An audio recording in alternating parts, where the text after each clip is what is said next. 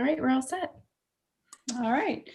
I want to welcome everyone. This is Senate Transportation, and we are hearing 5 bills. We are hearing House Bill 424, House Bill 461, House Bill 260, House Bill 225, and House Bill 251. And I'm Senator Regina Bertzel. I'm the Chair of Transportation, and I will be stating the right to know script. So with that, welcome. I am Senator Regina Bertzel from District 19. Today we'll be holding a meeting of the Senate Transportation Committee. Before we get started, I'll read through a checklist to ensure that the meeting that we are holding is in compliance with the right to know law. As Chair of the Senate Transportation Committee, I find that due to the state of emergency declared by the governor as a result of COVID-19 pandemic, and in accordance with the Governor's Emergency Order 12, pursuant to Executive Order 2020-04 and its extensions, this public body is authorized to meet electronically. Please note that there is no physical location to observe and listen contemporaneously to this meeting, which was authorized pursuant to the Governor's Emergency Order. In accordance with the emergency order, I am confirming that 1, we are providing public access to the meeting by telephone with additional access possible by video and other electronic means. We are utilizing Zoom for this electronic meeting.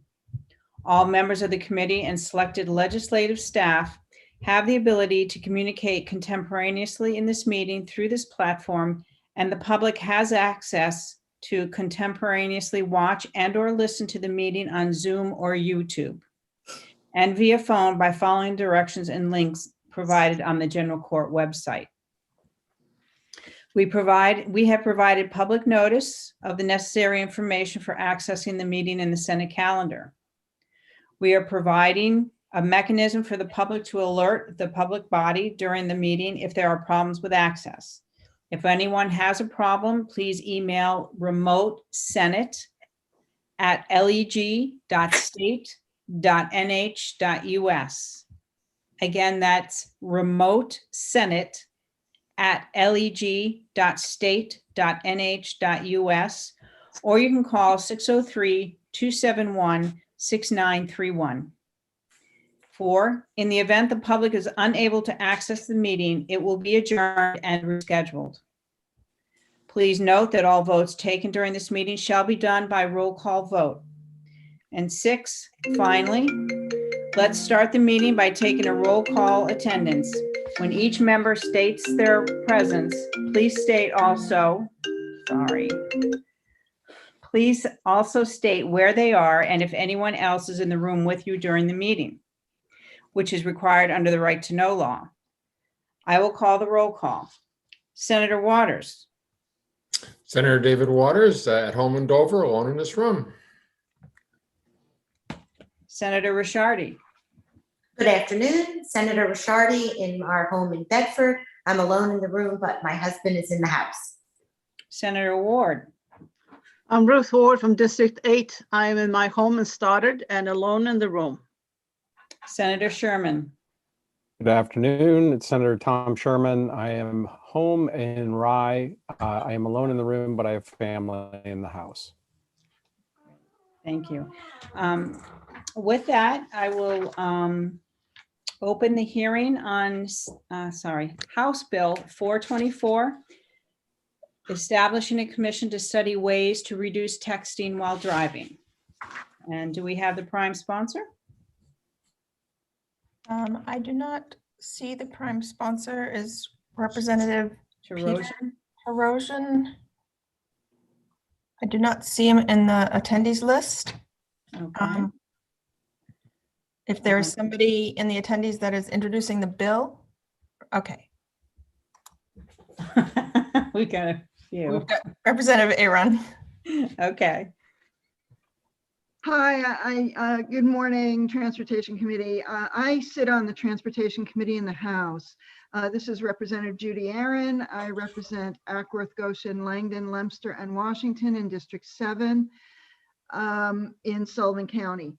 And I am aware Representative Terosian is not here to present the bill. So let me just briefly just say that this is a study bill designed to bring parties together to discuss ways in which we can minimize or eliminate the problem of texting while driving, which is a cause of many accidents. And we're hoping that maybe we can find some sort of legislative solutions to this issue. And that's all I have to say about this bill. Thank you. Thank you. Thank you, Representative. Any questions from the committee? Senator Sherman? Just a quick one. Wondering if it would be possible to replace one of the senators with a member of the public. I don't know if they need specific training, but it could be appointed by the governor. That's If the committee would be amenable to that, the House Transportation the House Committee. Transportation.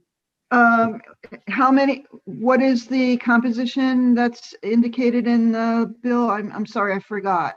Right Seems now, the- oh, go ahead, go ahead, Senator Sherman. I was just going to say, it would not change the number. It would add a member of the public, which is currently, there isn't one. And it would decrease the number of senators down to one, which is often what we do in the Senate. So, Yeah, I think that would be amenable. I wouldn't see a problem with that. okay, and I see we have Chairman Walsh on the phone, on the link as well. So we can actually address that with. Yeah, I would definitely defer to him. Thank you. Not a problem. Any other questions from the committee?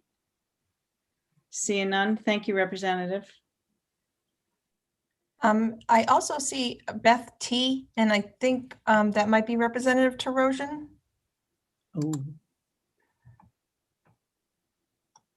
Oh, Beth? Is Hi, this- can you hear me? Yes. Sorry about that. Yes, I was here all along, and I've been using this iPad, so I apologize. I think it was pretty much covered, but if you give me a couple of minutes, I'll just give you my blurb on this. Can the committee hear me okay? yes, we can. Thank you. Okay, so good morning, Madam Chair and members of the Senate Transportation Committee. For the record, my name is Peter Terosian. I'm state representative for the Rockingham County District 14, the towns of Atkinson and Plastow. I'm sure most of you have experienced, like I do almost every day, people texting on the road. I don't think a day goes by that I don't experience this. And this bill is seeking to bring parties together to solve this problem. We've tried law enforcement, enforcement action, fines and so forth, and it hasn't really helped. And maybe initially a little bit, but the problem has continued to get worse.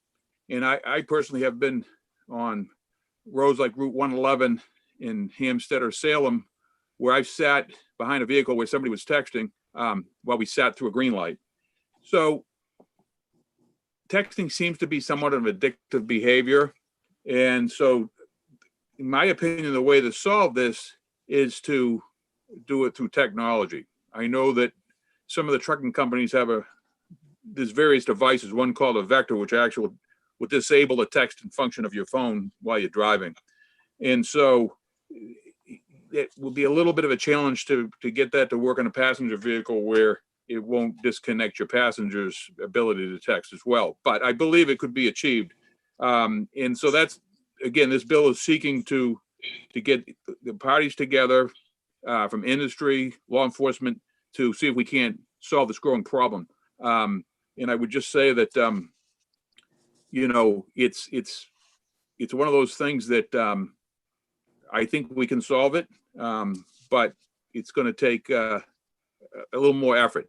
If you talk to law enforcement, I've talked to many officers, they oftentimes know that somebody's doing it, but drivers have gotten clever with holding their phones down and keep them out of sight. So they really don't want to do the stop because they know it would be hard to for that to hold up in court. So again, I hope you consider passing this study commission so that we can hopefully address this problem in a meaningful way to reduce the incidence of texting. And with that, I take any questions that the committee may have. And before I do, I would say I would certainly support a member of the public being on the commission. I heard that earlier. Thank you. Thank you. Any questions from the committee? Seeing none, thank you, Representative Terosian. Thank you, Madam Chair and members. Do we, Tricia, do we still have Representative Walsh on there? Yes. Would he like to speak? Representative Walsh? Yep, can you hear me? Yes. Okay, good afternoon. Yeah, my name is Tom Walsh. I'm a representative from Merrimack County, District 24, which is the town of Hooksett. Currently serving as chair on House Transportation. Yeah, to answer Senator Sherman and to the committee, I think it's fair enough to invite somebody from the public. I guess we were kind of anticipating you were going to amend it down to one senator anyway, so that keeps the numbers good. And once I heard the prime sponsor was happy with it, so am I. So that is all. All right, any questions from the committee? Seeing none, thank you, Mr. Chair. Thank you. Okay, and if there's anybody else that would like to speak to this bill, if you could just raise your hand. If you're on the phone, that is pressing *9. No hands. Senator All Birdseye. right.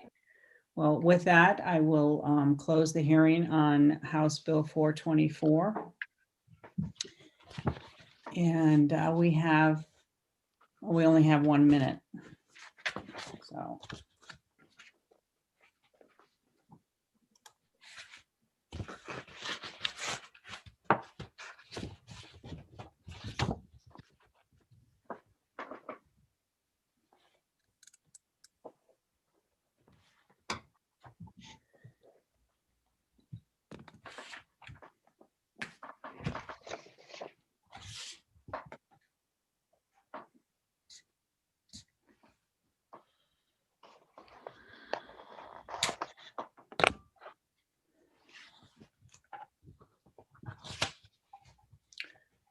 Okay. It's just about 1:15, so I am going to open the hearing on House Bill 461. And I see we have the prime sponsor, Speaker Packard. Welcome. Welcome, Madam Chair and members of the committee. Everybody hear me all right? Absolutely, Okay, yeah. thank you.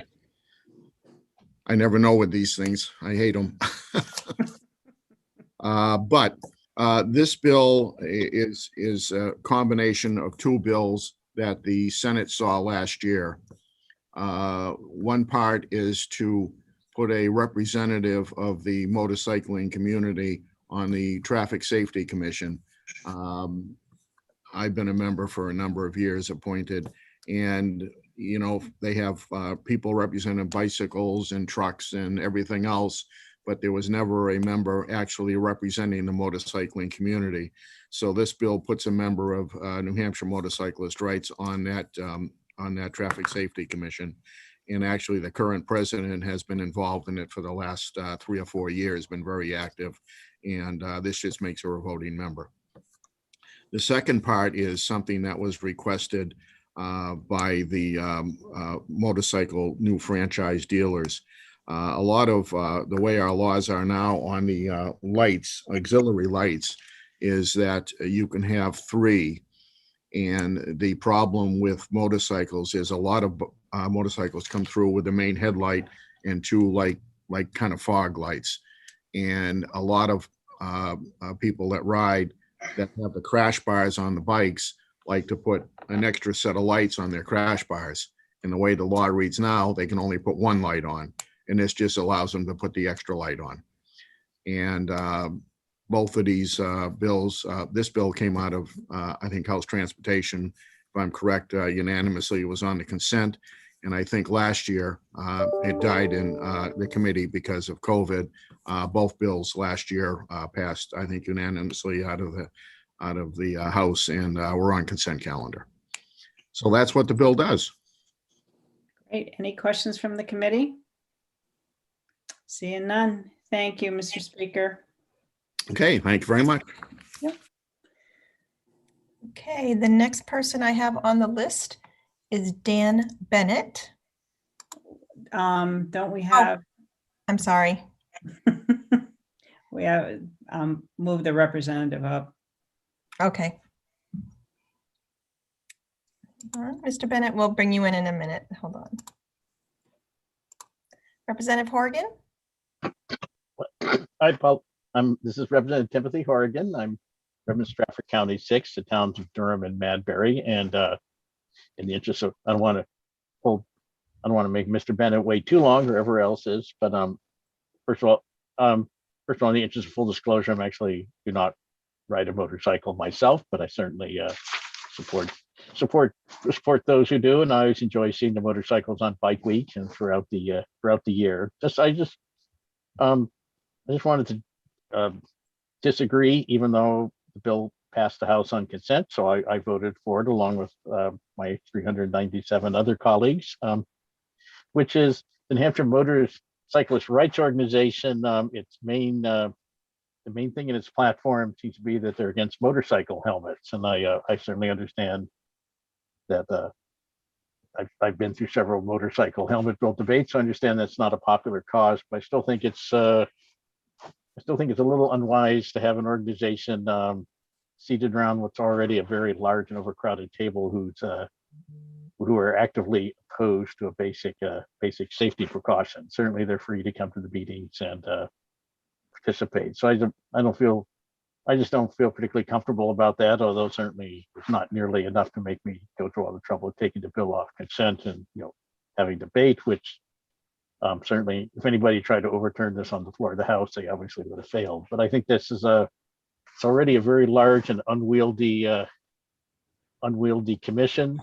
And so I think probably having an anti-motorcycle helmet organization is probably unwise. You could probably, if you wanted to add a motorcyclist, you could just say that one of the members of the public has to be a licensed motorcycle rider, which would probably be very reasonable because a lot of traffic safety issues related to motorcycles. So that's I just wanted to be a little bit of a naysayer on that. And so otherwise, although I will say the commission doesn't totally shy away from controversy. I did notice the rather brief annual report that its chairman, who's Patricia Conway, who's being appointed to be a judge, she did come out in favor of seatbelts, which is another perennial issue that's not universally popular. Representative Horgan, can we stick to the House Bill 461? Yes, I'm just saying I think it would be a better bill without the Motorcyclist Rights Organization on there. So I was for the reason that they're opposed to something which in opinion of many is a safety precaution that we should be taken, and which I think in almost every other state helmets are required. So it would be so that's basically what all I had to say. That's basically all I had to say about it. As I said, I admit I did vote for it along with everybody else back in one of the few occasions when we were able to meet. I did vote for it on consent. So thanks. Thank you, Representative Horgan. Any questions from the committee? Seeing none. Thank you. Welcome. Okay, Mr. Bennett, you can unmute now. Okay, good afternoon. Can you all hear me okay? Yes. Yes. Yeah. Okay, thank you very much. Good afternoon, Chair Birdsell and committee members. My name is Dan Bennett. I'm with the New Hampshire Auto Dealers Association. As many of you know, we're a trade group representing the motor vehicle industry of car, truck, snowmobile, motorcycle, ATV, power sports dealers. I'm here in front of you today on behalf of our motorcycle members, but also just our membership as a whole and our goal of roadway safety. It's a cornerstone belief of NHADA is safe roads. The two issues that are meshed into this one bill are both very important, and we support HB 461 overwhelmingly. The motorcycle lamping issue is something that NHADA has been working on for over 2 years with the Department of Safety when we found out that it was a problem with the statute. Quite frankly, motorcycle lamping is done in pairs. You don't do individual or odd number lights. And that's whether it's an aftermarket product or straight out of the box from the Harley factory in Milwaukee, you know? So I did send over a fact sheet yesterday, and I believe a picture is worth 1,000 words. So you can see some photos of what auxiliary lamping looks like. Sometimes they're down by the feet. Sometimes they're on the crash bar, as Speaker Packard mentioned. Sometimes they hang off the front shield or hood. But their goal is kind of twofold. It's to increase the rider's visibility so that they have better view of the road, but it's also so that they're easier to be seen by other drivers and motorcyclists and roadway users. So it's a twofold visibility issue. So as mentioned, I think the pictures will make it pretty clear. We did work with Department of Safety on this to make sure that the language was acceptable to them. I don't know if they plan on being here or testifying, but they have been in support of this bill and this exact issue in the past. So then I'll move on to the next component, which is the Traffic Safety Commission and the NHMRO joining the Motorcycle Rights Organization, joining the commission. And I guess I'll just lead with this. So NHMRO, we sell the bikes, they ride them. They're the rider organization in the state. But I'll have to respectfully disagree with Representative Horrigan in that the Traffic Safety Commission is not an unwieldy commission. I've been serving on it for years. We have incredibly productive discussions, whether they're in person or remote. It's very data driven. We look at all kinds of roadway safety issues. And as mentioned, I don't find it to be unwieldy. I find it to be a very positive, productive discussion with varied interest groups, including at times the commissioner of the Department of Safety and liquor enforcement, DOT, amongst others. So adding the NHMRO to this commission, I think, is a pretty critical voice, because when we look at roadway safety, one of the things we do talk about is accidents and injuries, motorcycle specific, especially when you have an unfortunate instance like a few years ago when we remember the crash in Randolph for motorcycles that just, it blew the data and the statistics out of proportion when you add that many fatalities. So anything that we can do to promote roadway safety for vehicles, but also specifically motorcyclists, you know, is incredibly important as we roll into the summer months, the riding season. May is Motorcycle Safety Awareness Month, so we always do a lot of stuff around that. So as was mentioned, both of these things did pass last year. We think they're great concepts. We wholeheartedly support them. I don't think there's really any controversy at all, so I hope that you all will too. And if there are any questions, I'd take a shot at them. Any questions from the committee? Senator Sherman. Senator Sherman. Yep, sorry, I was muted. Hi, Dan. Just a quick question. You may not know the answer to this. Does this looks like it's all impacting the front of the motorcycle. Is there any restriction on what happens on the back end? Do they have a number of lamps that they're restricted to? And is there any need to change that as well? Okay, so thank you for the question. And this impacts only the front forward-facing lamps. There are no restrictions as far as the number. I don't know of any restrictions as far as the number of lamps on the back. There are some restrictions related to blinking. Some of you may have seen brake lights or tail lamps that blink or flash. There's some prohibitions against them. Those are certainly not allowed on forward-facing lights. And then brake lamps is another one. But this particular issue and this particular bill is solely tackling the forward-facing lamps that you would see on the front of the bike. Okay, and but follow up really quickly. Just there's no additional issues on the rear of the site of the motorcycles that the industry would like addressed on this bill. None that have, and thank you for the question. We've had no issues come up from our membership, you know, who are the both franchise and independent motorcycle dealers all over the state, or conflict or confrontation with Department of Safety in applying those regulations as it comes to the rear tail lamping. So we've heard a no of none. Great, thanks. Any other questions from the committee? Okay, I just have one quick one. Dan, why do we limit the number of lights on a motorcycle anyway? I know it's limited because of its size, but. Well, I guess my initial response or reaction would be there is a concept of excessive lamping, right? And excessive lamping actually becomes a safety issue on the other side of things where it's actually blinding or distracting. It's the same reason for an annual safety inspection. You actually, one of the tests they do is they check your headlights. They do a headlight aim to make sure that if lamps are misdirected, too high or too low, they cause a safety hazard as well. They're either not bright enough or they're too bright and they're blinding. So we do want some controls as far as how much you can do. You don't want the bike to look like a 75-mile-an-hour spinning carnival light, right? So we do want to hope that image helps. But so we do want to have some controls. And what we found is really by the time you get to those additional 2 pairs, 4 additional lamps, you have that lighting is sufficient. Great. Okay. Thank you. Any other questions from the committee? Seeing none. Thank you, Dan. Thank you. Do we have anyone else? Yes, our next speaker here is Tracy, and I'm going to say her last name wrong, Beaurivage. Okay. Tracy, you can go ahead and unmute.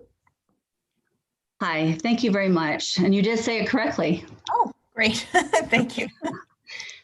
So I thank you very much, Madam Chair and committee members, for taking the opportunity to allow me to speak. I'm the president of New Hampshire Motorcycle Rights Organization, and I did send you my written testimony and a copy of the Ride Smart program that we do in the state. And I'm not going to go through a whole lot. The Speaker of the House introduced the bill. Dan spoke a little bit about it. The one thing I want to talk about that was brought up, we are not an organization that just runs around saying pro helmet, we're against helmets, we just want to not wear helmets. People think of us as that because of back in the 60s and the 70s, that's kind of what started the rights movement for motorcyclists. What you have before you, if you saw it, I did send it to Kirsten, is our Ride Smart program that we started several years ago. And in 2019, I approached Captain Haynes from the state police. He got involved. We got the New Hampshire Office of Highway Safety involved. Then we got involved with the Riders Education Program. Dan Bennett from New Hampshire Automobiles Association got involved. AAA of New England got involved. iHeartMedia, and just recently, the Liquor Commission. So we now have a statewide program based on NHMRO's Ride Smart program, which talks about riding safely, maturely, aware, respectfully, and trained. What we've done from this is we have a statewide PSAs that are going out. We are actually going to take it New England wide in the next year or so. We have flyers that are going out in all of the state agencies. So we are promoting riding safely. We're promoting how to ride safely. We are very involved with riders education. We actually helped start that in the state years ago. So something that we do that people don't know about is we talk at all of our meetings. We're very involved with motorcyclists.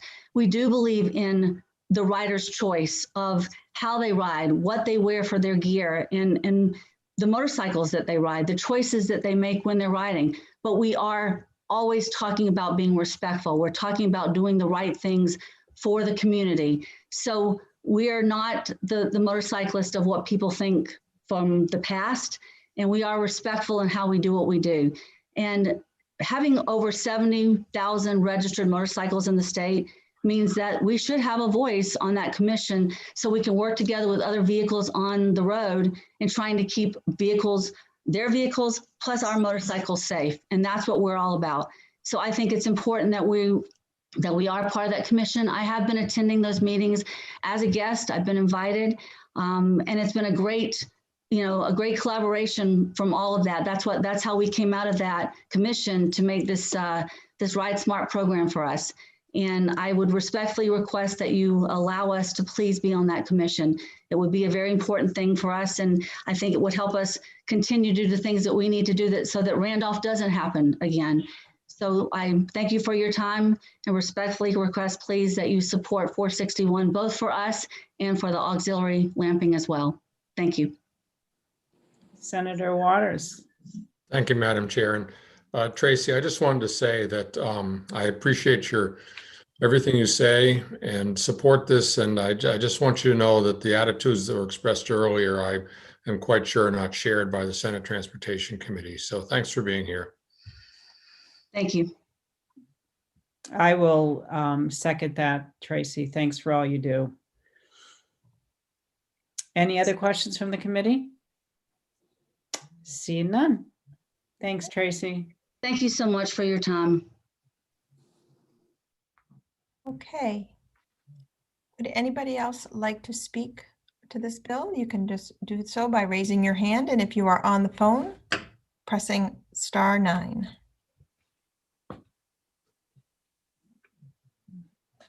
I do not see any hands, Senator Bertzel. All right, well, I will close the hearing on House Bill 461, and it is 1:33. So I will open the hearing on House Bill 260 relative to the number of plates on a vehicle. And do we have the prime sponsor?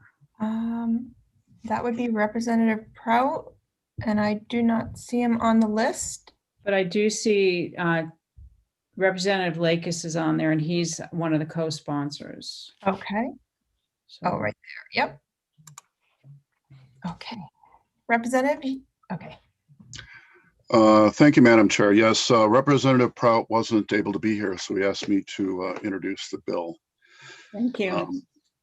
Thank you. The original intent prior to the bill being amended in the House was just to remove the requirement for a front plate. There are a number of reasons for that. One is that, various cars aren't really designed to have a front plate. It is possible to put one on. In some cases that involves, drilling the bumper and making other changes, which in addition to any aesthetic impact also can damage the resale value of the vehicle. And also in some cases for some vehicles, some information which indicates that it may marginally reduce the mileage of the car, damaging the aerodynamics.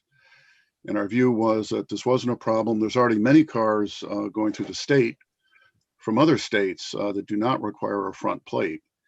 And as I recall from the testimony, there was no indication that this caused any significant problem for tolling the toll system or really for law enforcement. They have to deal with this elsewhere. In the states that don't require it, it seems to work okay there. Nevertheless, there was some opposition, I believe, from the state police on this. So the committee basically came to a compromise to limit the elimination of the requirement for a front plate to particular types of vehicles where the value or aesthetics could be significantly reduced and are few in number, so they shouldn't really pose a problem. And that includes antique vehicles, custom vehicles, and street rods. And they're only required to display a number plate on the rear of the vehicle. I think that's, it's some benefit to people that have those vehicles, and there's no reason to believe it'll cause any problems either for tolling or law enforcement. So as an initial step, we'd ask you to, approve this bill. Thank you. Any questions from the committee? I do have two questions, but it comes into one. And I will look it up, but quickly, do you know the difference? What is a custom vehicle and what is considered a street rod? I actually just looked that up. And I've got the RSA here. So RSA 259-106-A, street rod shall mean a vehicle, the body and frame of which were manufactured prior to the year 1949 and which has been modified for safe road use or replica thereof. It says for purposes of this section, the word modified means but is not limited to a substantial and material alteration or replacement of engine, drivetrain, suspension, or brake system. It goes on. And it's basically some of the, I mean, there's a period of kind of the classic street rods or, street racing cars that existed in the 40s. And you may have seen some movies and things like that.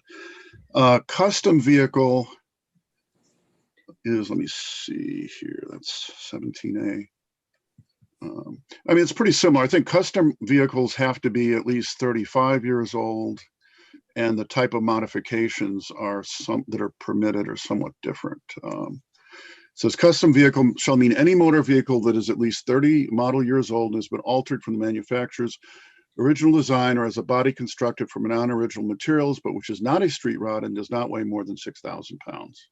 So they're very similar. They are similar. And then antique is just anything over 25 years. Right. Okay. All right. Thank you. Any other questions from the committee? Seeing none. Thank you, Representative. Thank you. Okay, next we have Representative Terosian. All right. Welcome back, Representative. Representative, you can unmute now. Hi, can you hear me? Yes. Yep. Okay, thank you. I'm back again to speak in support of House Bill 260. I'm one of the co-sponsors of the bill.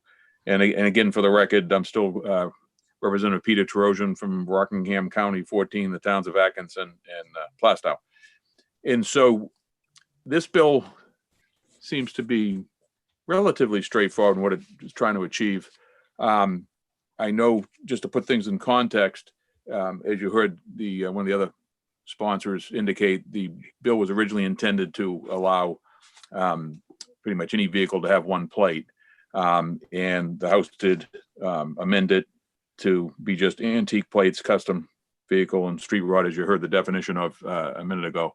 To put things into context, there's 19 states in the country that only require one license plate.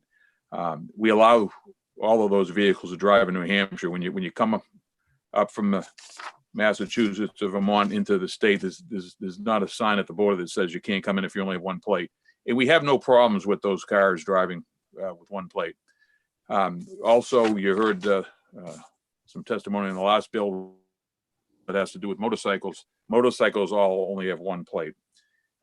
Further, particularly if you're driving at night, a front plate is very difficult to see, especially coming the other direction at a high rate of speed, and the front plate's not lit up. So this seems to be common sense to consider this legislation, and I hope you do.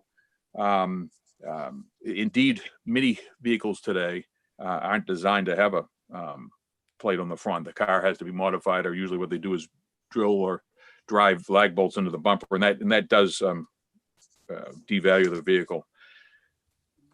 So anyway, I just wanted to weigh in and indicate that this bill makes a lot of sense. A license plate isn't something that's big per se when it comes to aerodynamics, but it's a blunt object. And in some vehicles, particularly the custom vehicles, there's a lot of radiator and ducting in the front of the vehicle, and to put that out in front of that ducting can disrupt the airflow and create some drag on the vehicle and disrupt the airflow into the radiators for cooling. And so with that, I hope you support the bill, and I would be glad to take any questions that members of the committee may have. Any questions from the committee? Seeing none, thank you, Representative. Thank you. Hey, next we have Representative Judy Aaron. Representative, you can unmute yourself now.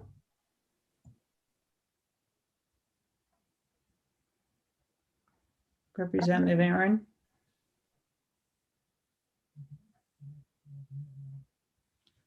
We can come back. Sorry, Here we go. sorry, I got it, sorry.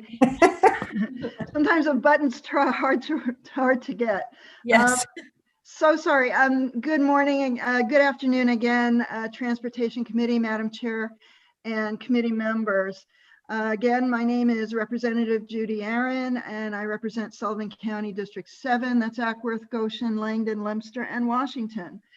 And I am speaking to you today in support of House recommendation of auto pass on this bill, HB 260. And let me just start by reminding everyone what the purpose of license plates are for our vehicles. The purpose of a license plate is to, number one, make sure that the vehicle is properly registered. Number two, shows it has passed a safety inspection. Number three, complies with New Hampshire law. And number four, is used for identification. This amended bill allows antique, custom, and street rod vehicles to operate with only a rear license plate as opposed to all other vehicles, which will continue needing both a front and rear plate. Why would we want to do this? The original bill asked that New Hampshire require only one license plate for all New Hampshire registered vehicles. I offered this amendment in our committee, which would require only certain vehicles to have one license plate instead of all vehicles. The amended version was passed by the House, and this amended bill, with its proposed change in statute, is a relief for owners of vintage and special vehicles who have expressed issues regarding having to have both front and rear license plates. They've long complained about the problems of having two plates pose with regard to aesthetics, investment value, and technical issues on these special vehicles.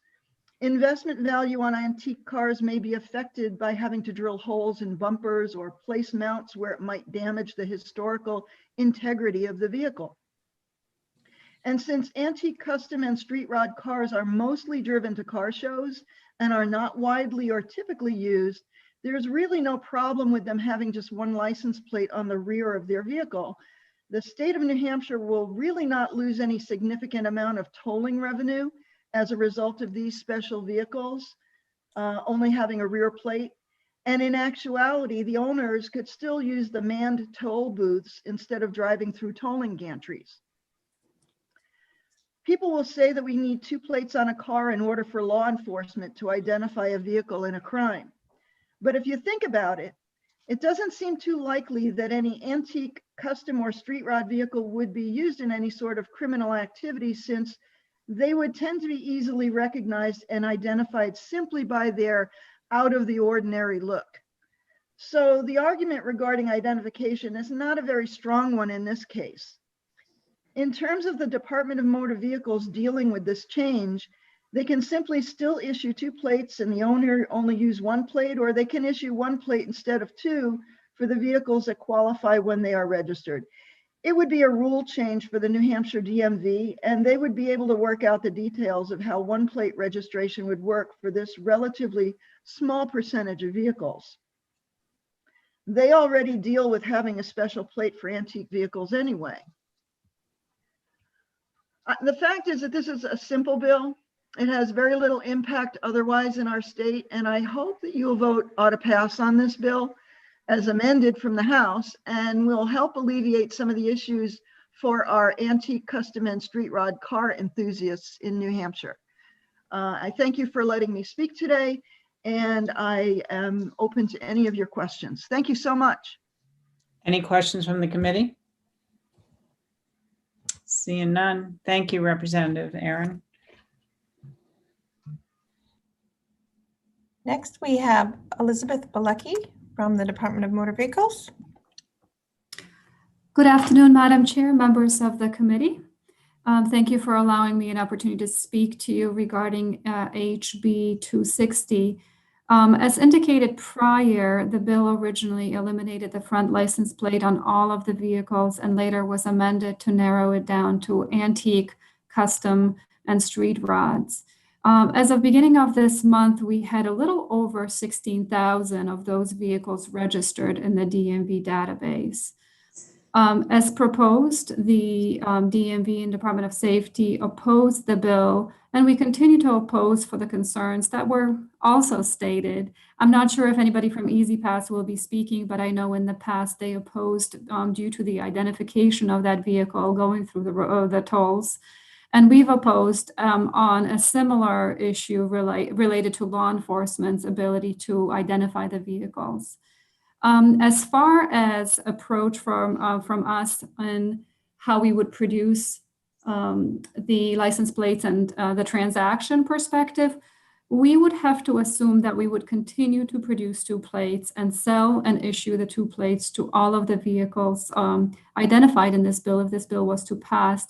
Because if we were to really modify the transaction and modify the production of the plates, it would really cause significant hardship for us, both for DOC to really stop the production of plates from a dual plate to a single plate, and for us to reconfigure our system from a 2-plate transaction to a 1-plate transaction. So again, from our perspective, if this bill was to move forward, we would continue producing and selling and issuing 2 plates, and then it would be up to the vehicle owners to whether they would install both plates or not.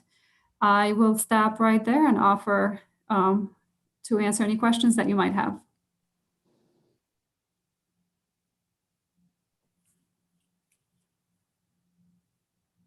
I'm sorry. Senator Waters. Thank you. I almost could read your lips, but not quite. I don't remember muting myself. Thank you, Director. So I had a couple questions. Do you need any change in this language if it's to pass to ensure that you can continue what you propose in charging for and providing 2 plates? It wouldn't hurt. The way that it is stated, it says that that vehicle shall only be required to display 1 number plate on the rear of the vehicle. Being required to display the plate doesn't necessarily preclude us from selling or issuing 2 plates. But it wouldn't hurt to clarify that we would still issue the 2 plate, and it would be the owner's discretion to install both or 1. If I may follow up, Madam Chair. Yep. It seems to me, Director, that perhaps adding a reference to the statute that has the 2 plates so that it clarifies that you can still do that, which I mean, I think makes sense because some people might want to put both on. And maybe you could give us a little language to do that. I have another question, if I may, Madam Chair. Follow up. So you said, I think you said like 16,000 registered in New Hampshire? That's correct. 16,500, most of those being antique vehicles with a small number of street rods. So we would, we're moving to electronic tolling on some roads. So the toll booths aren't an option. And we have no way of knowing how many of those folks have Easy Pass. I suspect that as we go to electronic tolling, we're going to see more Easy Pass penetration. But so I guess I'll ask this question. Do you have any sense of what the leakage is on out-of-state folks with 1 plate? I don't, and I'm not sure if you have anybody from DOT that's signed up to speak on this bill. I think they would, I know in the past they have spoken in opposition to similar bills. Yeah. I can certainly reach out and speak with them to see if they're seeing anything like that from out of state and what the numbers are that they're seeing. Yeah, I mean, maybe we don't, but it just seems worth asking about, what scale of the problem might we potentially be dealing with? And, I think that's going to weigh in my evaluation of this bill. So thank you very much, Director. Thank you for the question. And I will follow up with DOT if they're not signed up to see if they can provide the committee with some numbers. Thank you. Senator Sherman. Yes, I have. Thank you, Director. And I have a similar question, and I don't know the answer to this, and you may not either. If you go through Easy Pass without a front plate and don't attempt to, in other words, you don't go through a toll booth, is that a violation? I would assume so, Senator Sherman, but again, I am happy to coordinate the answer for that question. So quick follow-up. So I would think that driving any of these cars without a front plate and not having a transponder through Easy Pass should be a violation if it isn't already. If we decide to move forward with this, it's basically running a toll, which I've always thought was a violation, but I'm just wondering your thoughts, Director, on that. Senator, I believe you are correct that regardless of whether you have two plates or one plate on the vehicle, if that plate is unable to be read and you go through the tolls without paying, that is a violation.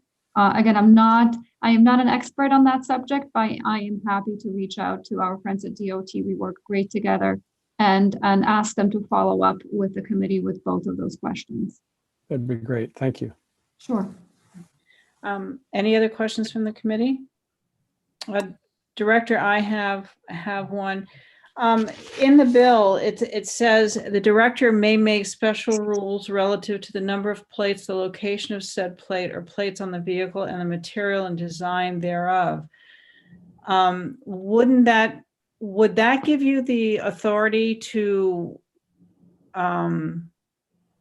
make the decision on requiring the purchase of two plates? I am not sure if it does, Madam Chair. I know our rulemaking is more specific to the type of plate that is issued for specific vehicles, what the plates, how the design of the plates as well. I will double check on that, and again can also follow back up with you as well on that, just on the more specifics of the rules. If it doesn't authorize, would it be, would you say that would be the area that we would make the changes to allow you? In the rulemaking? Well, no, in that sentence. My only concern with that, Madam Chair, with all due respect, is that sometimes decisions as to whether one plate or two plates should be issued to a vehicle is more of a legislative policy decision. And I know in some of our dealings with jail car, if that was left to our discretion, it might be viewed as exceeding our statutory authority to make that kind of a decision in the rules. No, I'm not saying have you make the decision in the rules. I'm just saying, is that the sentence that if we were to put that language in? If you were to introduce a specific language that said that we have the rulemaking authority, or that we may make special rules relative to the number of plates, I think you would have to be somewhat specific with what your intent would be as to what the rules would allow us to do. And then, yes. Okay, thank you. Thank you for the question. Any other questions? Seeing none, thank you, Director. Thank you. And Senator Bertzel, we do have somebody from DOT if you want me to bring them in. Sure.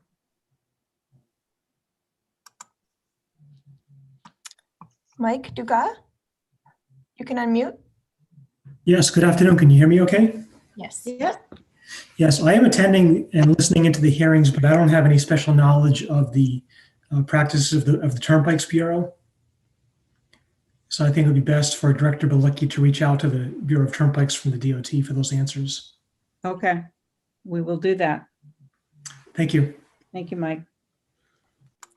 Okay, and next on our list is John Drury. Okay. Chief Drury, you can unmute now. Thank you very much for listening to my testimony. I had the pleasure and honor of testifying in opposition to this bill when it went to the House earlier this year. I won't repeat anything that was said to the best of my knowledge. I can just tell you from a law enforcement perspective that having that front plate makes our life a lot easier, especially at nighttime. The 3M reflective material that they put on it is great. It makes it a lot easier for us to identify vehicles. I've had many times when And even 2 weeks ago, we had a pursuit that came through Farmington, and the front plate was left at the scene because it went over a shoulder and then hit a delineator post. And lo and behold, the front plate was left on the shoulder of the road. And it's just things like that that have made it a lot easier for us to solve crimes. Convenience stores and gas stations can review cameras for plate footage if they were involved in a robbery. And just having that extra 50% chance of having that front plate on the car has worked wonders for my agency. I've been a member of the Stratford County TAR team now for many, many years, and the chief of police in Farmington for 8 years and a 22-year law enforcement career. And I've lost count of how many times that silly front plate has really helped us.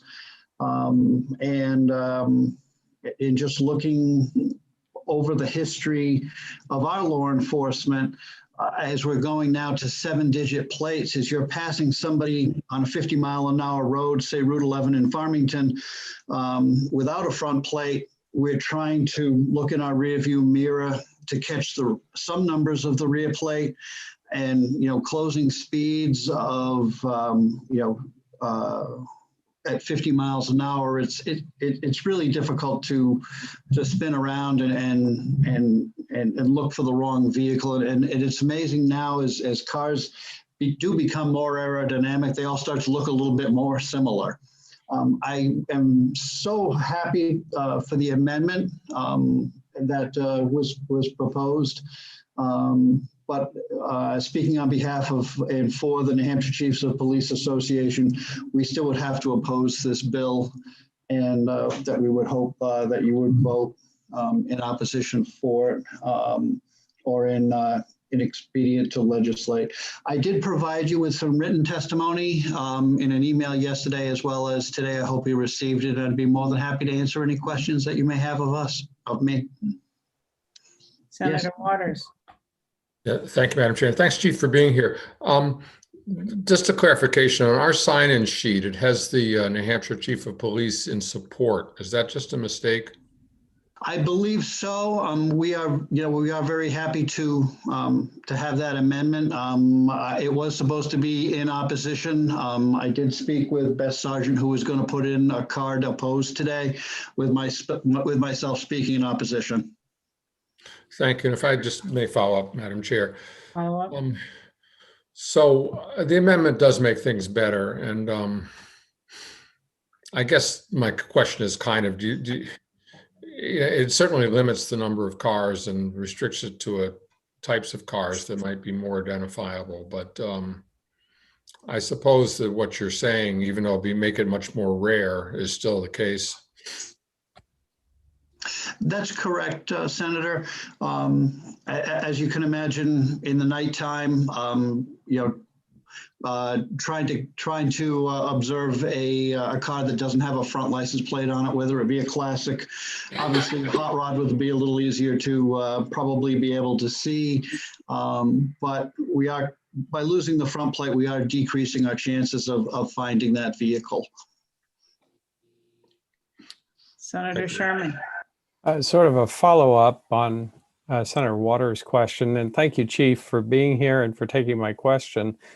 There was earlier testimony that these three categories of cars are very unlikely to be, I can't remember whether it's exceeding the speed limit or, I guess, drawing the attention of law enforcement such that they would want to be able to see a front plate and identify that car.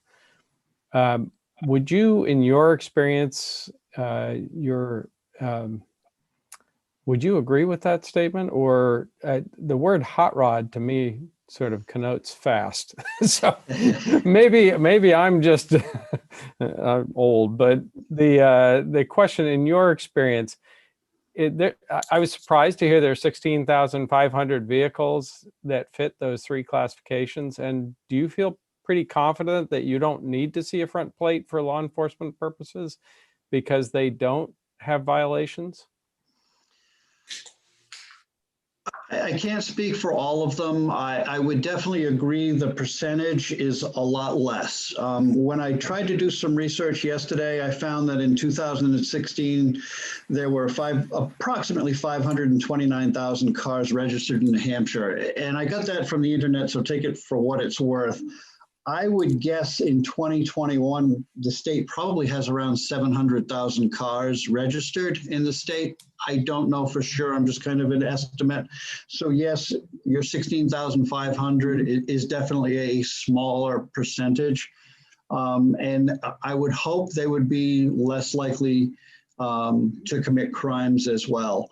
But you know, in just looking at in looking at my experience and everything, that front plate is really important for us in just trying to identify different vehicles. And you know, if your particular vehicle pulled into a driveway, you know, now the officer is getting out to go around the car to try and positively identify the car if it was backed into the driveway, sorry, with no front plate showing.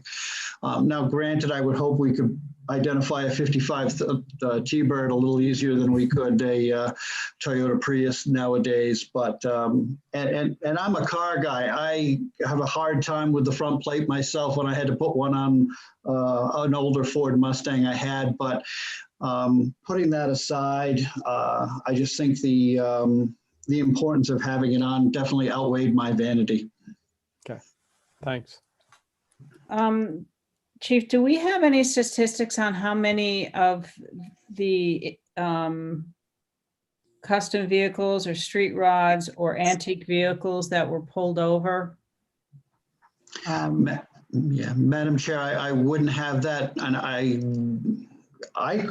might be able to pull that information from my particular source in-house in Farmington here, but I definitely couldn't speak statewide to that. Okay, thank you. Any other questions from the committee? Seeing none. Thank you, Chief. Thank you so much. Have a good day. Hey, is there anybody else that would like to speak to this bill? Please raise your hand. Okay. We have Representative Walsh. Welcome back. Thank you. Thank you. Can you hear me? Yes. Okay, great. Yeah. Thank you, Madam Chair, members of the committee. Tom Walsh, representative from Merrimack, District 24, Town of Hooksett. I wasn't going to chime in on this, but after listening to the debate, I figured I'd just mention the ideology of the way the House committee worked. There was significant support for actually passing the bill in its original form.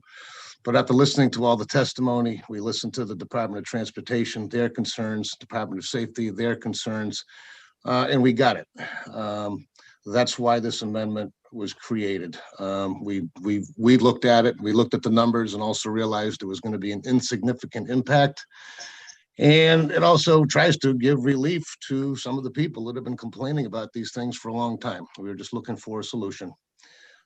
We would have liked to have gone a little further, maybe to include people that spend a couple $100,000, $300,000 on a Ferrari. We just had a hard time coming up with a definition to cover that type of vehicle. And as an antique owner myself, I have a front plate bracket that weighs about 10 pounds. It does make a big difference for the people that have these types of vehicles. That was the methodology. We did listen and we thought we came up with a good solution, and hopefully you can support it. Mr. Chair, I just have a question. Did anyone give you any data on the tickets that were given out to custom vehicles, antique vehicles, and street rods? No, I did not. That did not come up, nor was it asked.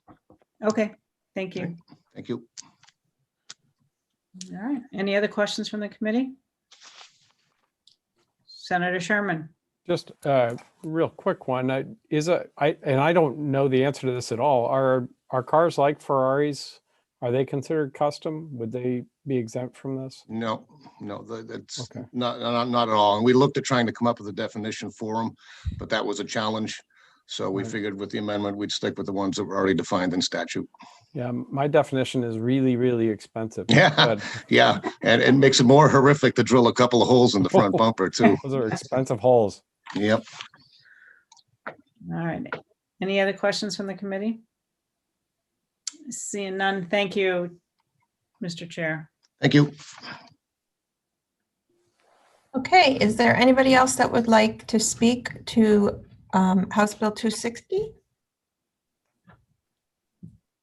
I do not see any other hands, Senator. All right, with that, I will close the hearing on 260 and open the hearing on 224 relative to tinted windows on motor vehicles. Yes. Representative Yokela, you're all set. Mhm. Thank you, Senator Birdsell and members of the committee. I am here today to introduce my bill HB 224, seeking to allow window tinting on the front driver's side and left side windows of the vehicles in New Hampshire. This bill was originally proposed as matching the window tint levels allowed in both Maine and Massachusetts, but was amended by the House to just allow the windows to be tinted to a level of 70% light transmittance. And the logic was that currently, if you buy an SUV or a larger vehicle, some trucks, they currently already have allowed standard stock a 70% window tint, and you might not even notice it. It's pretty clear. I just looked on my car today and noticed that it has a 70% window tint on those front windows, and it's hard to tell that any tint is even on there. And so the issue is that for those vehicles that already have this 70%, they wouldn't be allowed to have any additional tint.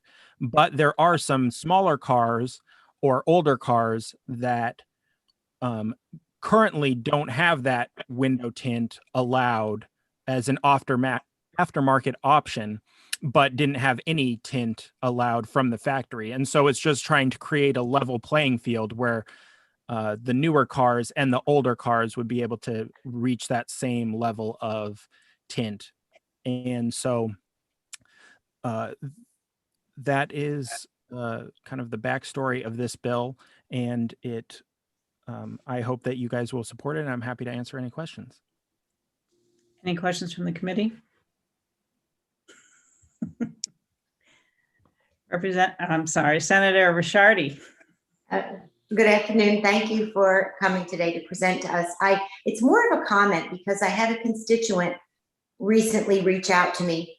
They have a vehicle that was passed their state New Hampshire inspection 3 years in a row. And then this year it wouldn't because of the tint when nothing changed. And it was aftermarket tinting. So they had a hard time trying to find somewhere locally and had to go to Massachusetts to remove the tint to be able to pass their car inspection. So I guess I was wondering why maybe it wasn't grandfathered in or something of that nature. Thank you for the question. When I moved here, I had to remove my tint from my windows. And it is a common thing, especially when you're buying, let's say, cars from Massachusetts where it's allowed and it's not allowed here. It's a common issue. And the history of the car is not coming into play in our law at this time. And so when they get sold back and forth between state lines, New Hampshire is only one of, I believe, 3 states that doesn't allow tint on the front driver's side and passenger side windows.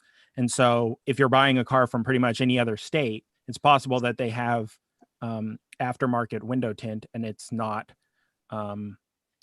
not allowed in the state, and so it would have to be removed.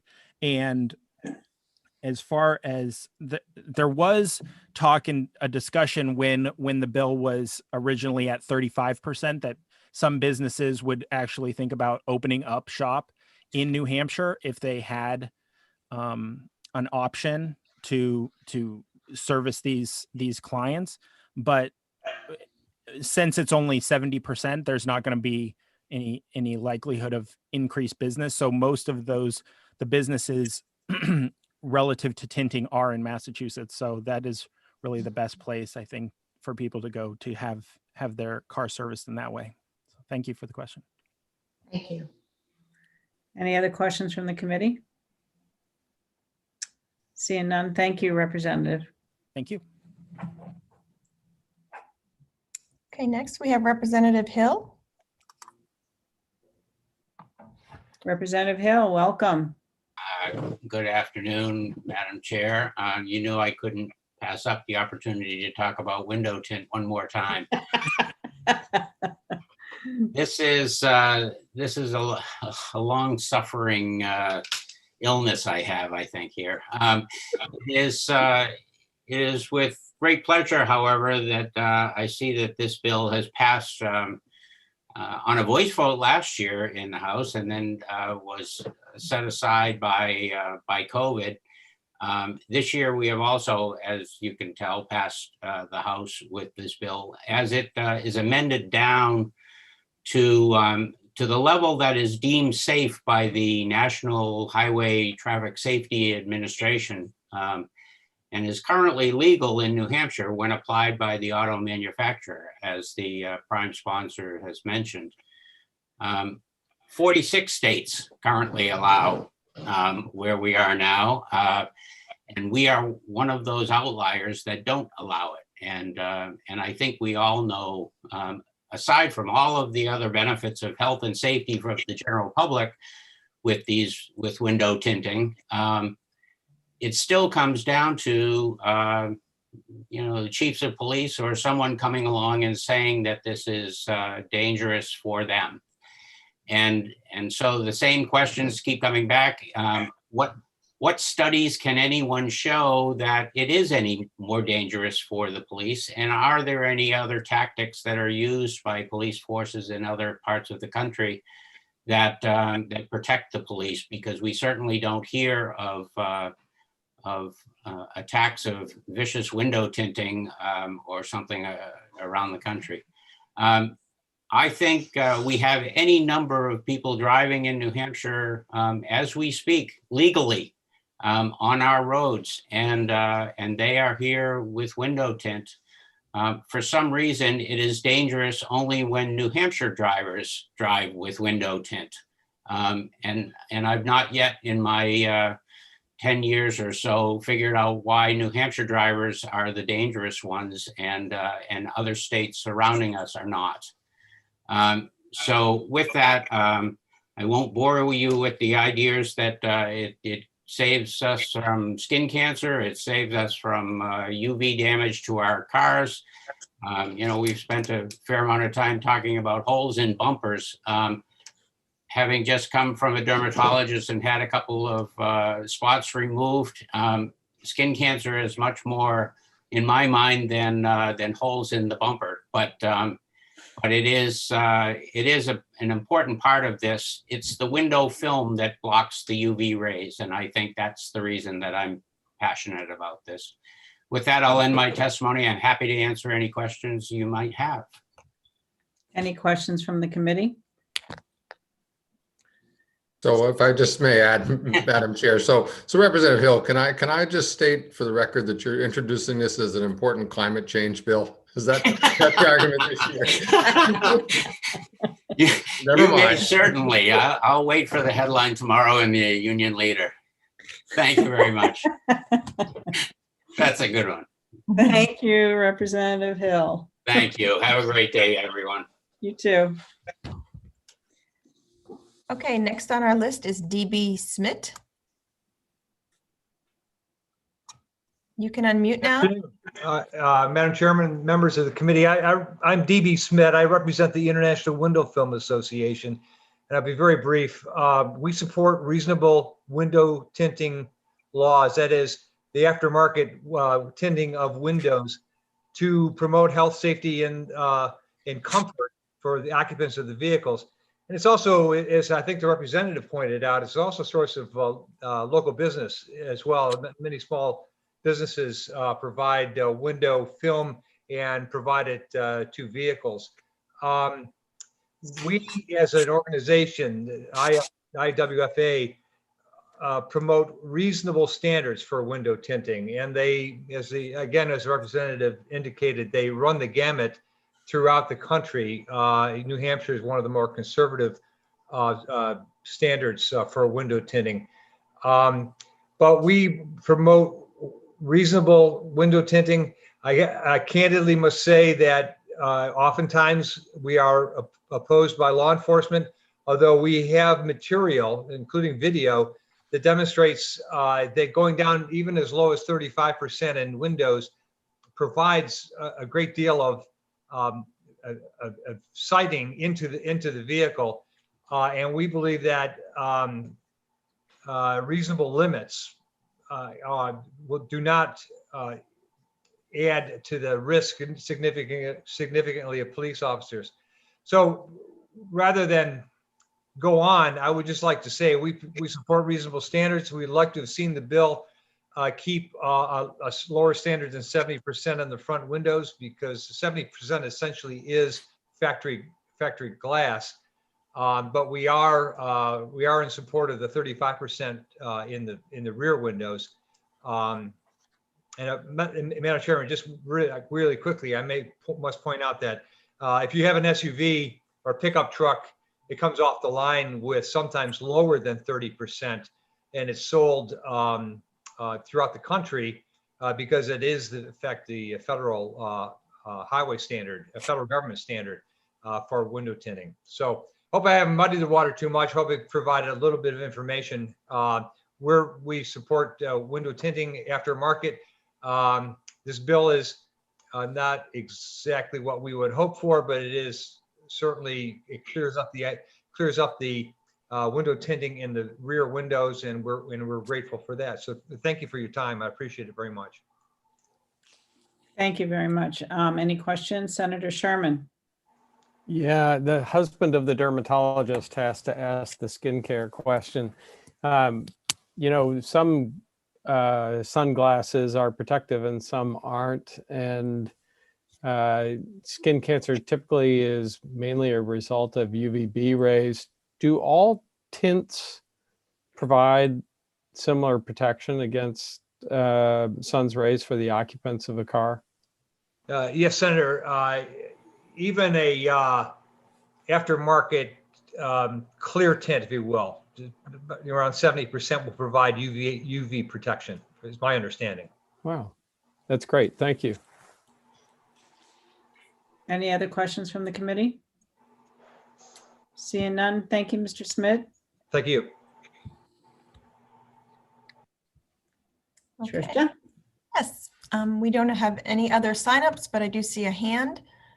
And if anybody else would like to speak to the bill, please, you can press *9 or raise your hand. And I will bring in Mr. Haynes. You can unmute now. Good afternoon, members, Madam Chairman and members of the Senate Committee. This is Bill Haynes. I'm a former state trooper. I retired in 1 March. I was also the commander of the Highway Safety Office, and I heard some testimony today that I'd like to help clear up a little bit. Although I am in support of not having window tint in some degree from a law enforcement perspective, I've become acceptable to what's being proposed at the 70% VLT on the left and right side of the front passengers, because I do believe that it still allows enough visibility on the approach of the car. But what I really want to talk about is why is it that way from a manufacturer's perspective? And I just want to share with some of my testimony from last year.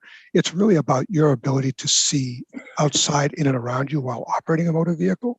So in other words, the driver and passenger front windows with the 70% VLT still gives you enough visibility looking out of the windows to catch eye contact and to see other things going on around you, whereas real dark tint prohibits that. And that's why NHTSA's standard is currently at that 70% VLT.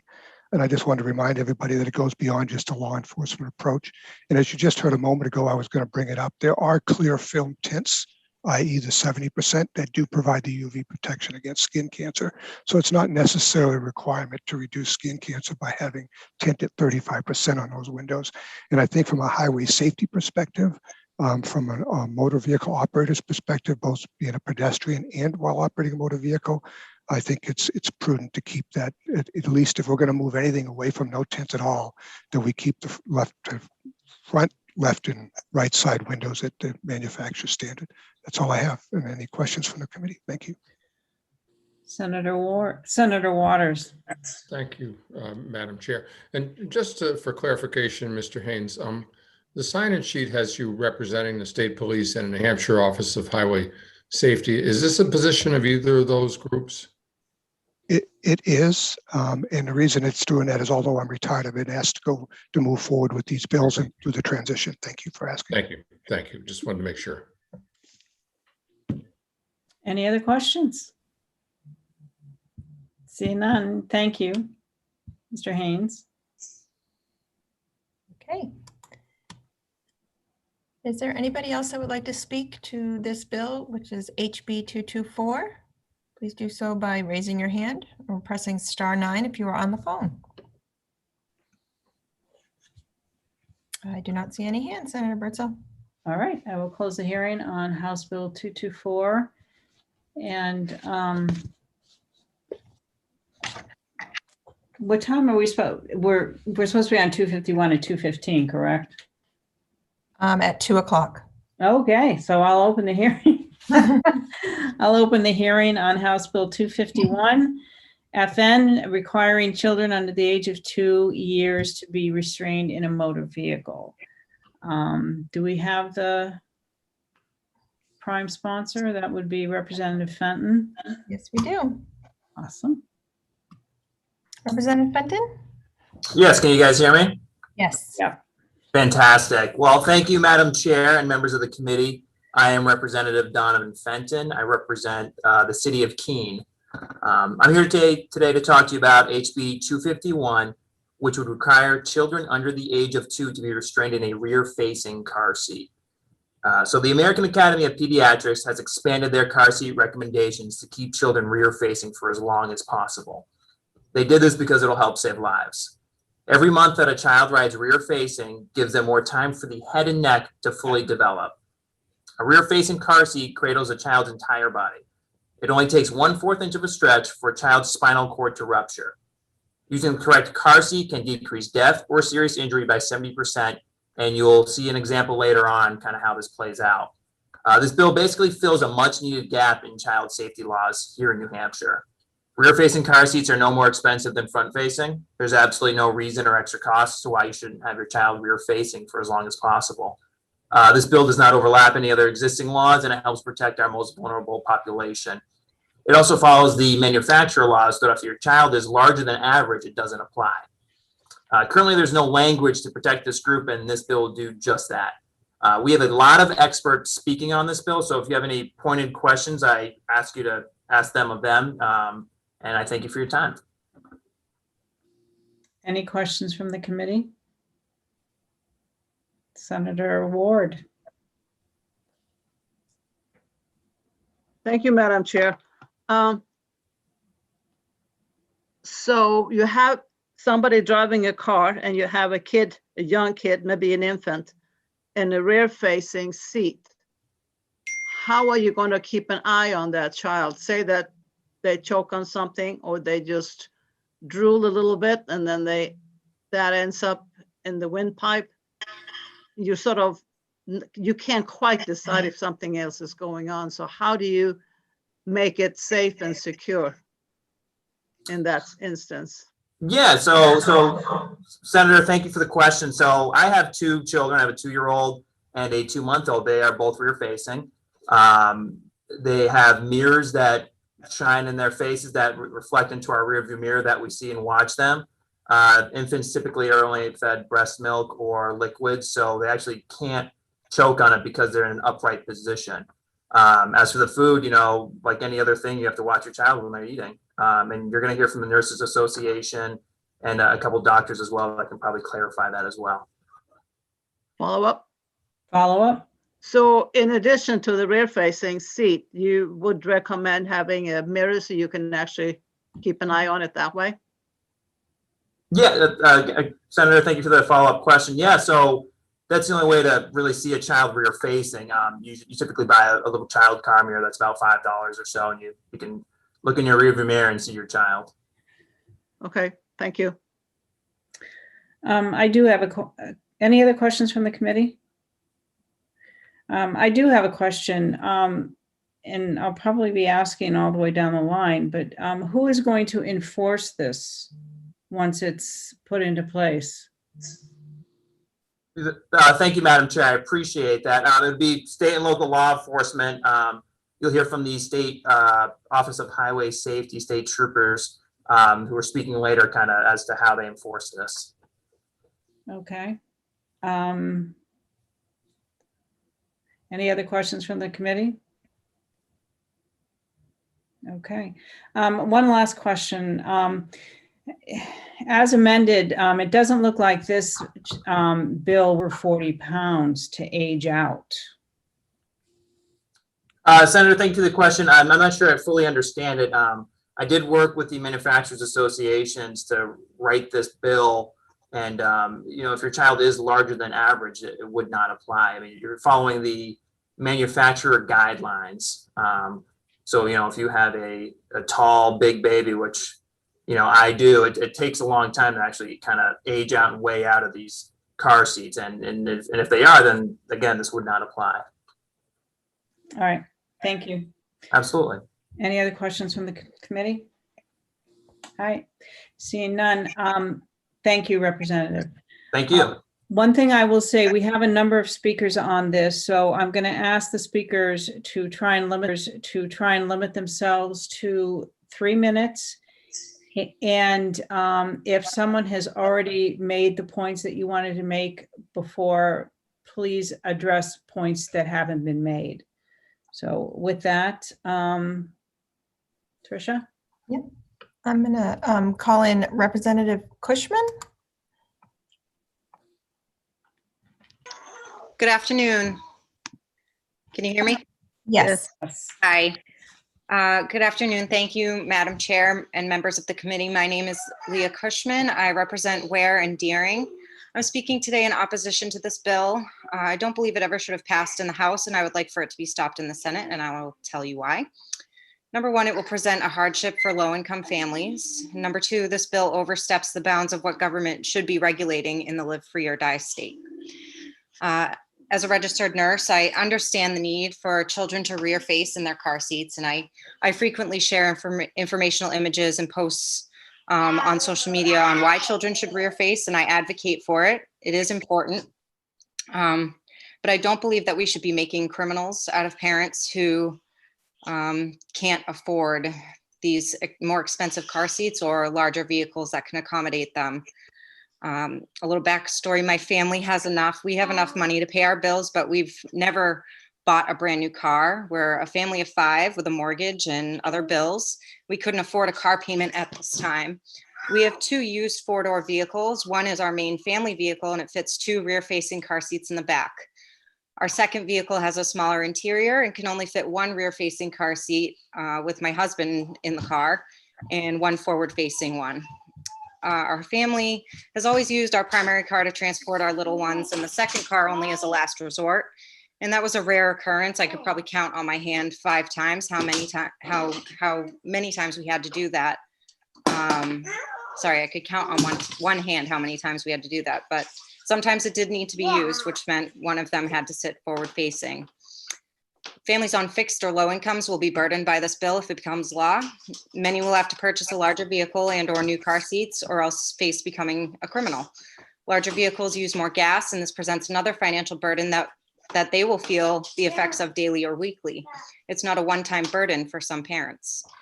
Education is the best way to bring about changes in behavior. Creating laws that place undue hardship on people and oversteps the bounds of government involvement in people's lives is not the New Hampshire way.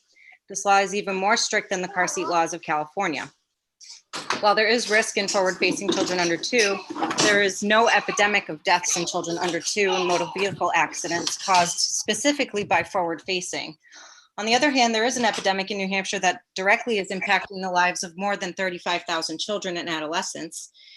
It affects 13.7% of children 10 to 17, 12.7% of high schoolers, and 15.8% of children ages 2 to 4. And that is childhood obesity. And this data is based on data from WIC and published by the Robert Woods Johnson Foundation. The percentage of children who are obese in the United States has tripled since 1970.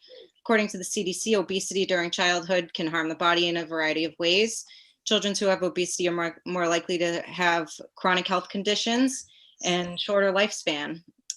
Chronic health conditions include high blood pressure, high cholesterol, and associated cardiovascular disease, increased risk of impaired glucose tolerance, insulin resistance, type 2 diabetes, breathing problems, asthma, sleep apnea, joint problems, musculoskeletal discomfort, fatty liver disease, gallstones, GERD. And it's also related to a lot of psychological problems such as anxiety and depression, low self-esteem, lower reported quality of life, and social problems such as bullying and stigma. Senator Birdsall, that's 3 minutes, sorry. Okay, thank you. Can I just wrap up? Please. Yep. We don't micromanage parents, even though that arguably childhood obesity is an epidemic and impacts children at a high rate, especially compared to the problem that this bill is seeking to rectify. I think this bill is overreach in any state legislation, and it would have an unfair impact on low-income families who are doing their best. So please vote ITL. Thank you. Thank you. Any questions from the committee? I see none. Thank you, Representative. Okay, next we have Representative Crawford. Representative Crawford, you should be able to unmute. I am. Thank you very much. Can you hear? You can hear me? Yes. All right. Yes. Thank you, Madam Chair, honorable committee members. My name's Carol Crawford. I am in my 5th term of the House Transportation Committee. I represent Carroll County District 4, Moulton Borough, Sandwich, and Tufton Borough. I've taught driver education in the state of New Hampshire for the last 24 years, and I take safety for our citizens and safety of our roads very seriously. I come before you today to testify in favor of House Bill 251. In transportation, we see many bills associated with car safety, road safety, even animal safety. And with this bill, we are seeing a very reasonable bipartisan bill for our youngest children's safety. As parents and grandparents and legislators, our #1 job is to keep our children protected. It is a proven fact that keeping children age 2 and under in a rear-facing car seat saves our most vulnerable lives. 58 people signed in supporting this bill, only 3 opposed it. The Department of Highway Safety, Concord Hospital, New Hampshire Chiefs of Police, the Brain Injury Association, AAA, Dartmouth Hitchcock, and Concord Pediatrics all supported this bill. The testimony that we heard in committee and on the floor against this bill was that parents need to make these decisions. Parents know what is best for their child. I would love to believe that all parents are responsible, caring, and loving, but for those who are not, we as responsible lawmakers need to protect those who cannot protect themselves. Many years ago, New Hampshire put into law and mandated seatbelts for all children under the age of 18, car seats for all children 7 years and younger. Rear-facing car seats for children 2 and younger would also follow in line with New Hampshire's way of protecting those children who cannot protect themselves. In closing, I ask that you look at this bill as a life-saving bill, one that will protect our most precious individuals in New Hampshire. I hope that you support House Bill 251. Thank you, Madam Chair and members of the committee. Thank you, Representative. Any questions? Senator Waters. Thank you, Madam Chair, and thank you, Representative Crawford. So, we heard some testimony earlier about potentially the need to buy a new car or a new car seat. And isn't it the case, since this is already law now for up to age 7 and a certain height, isn't it the case that car seats today are made to be put in either forward or rear facing? So the same car seat you can just strap in a different way?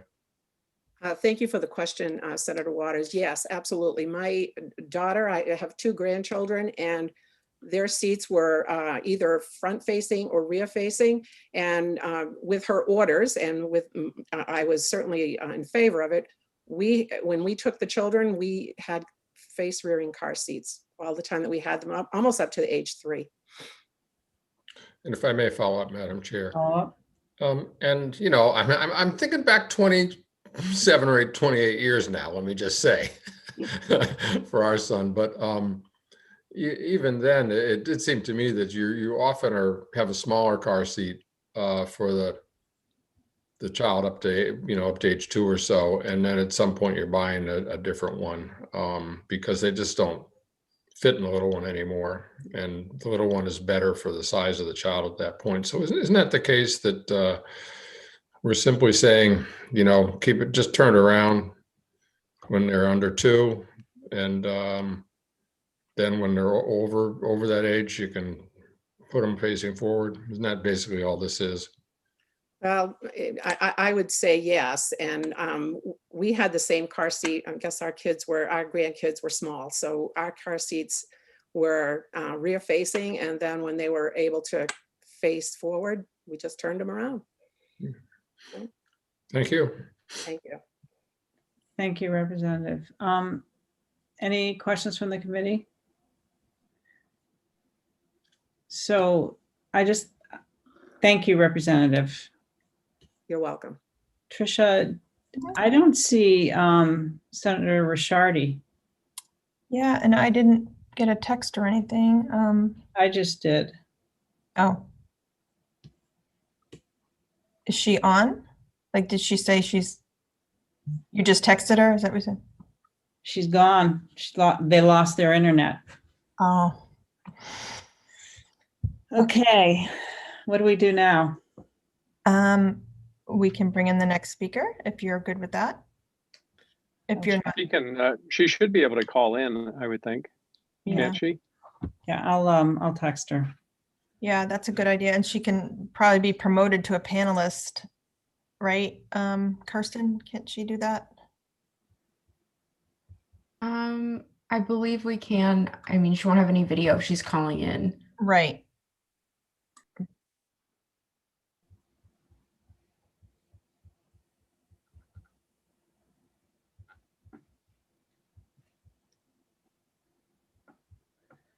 Okay.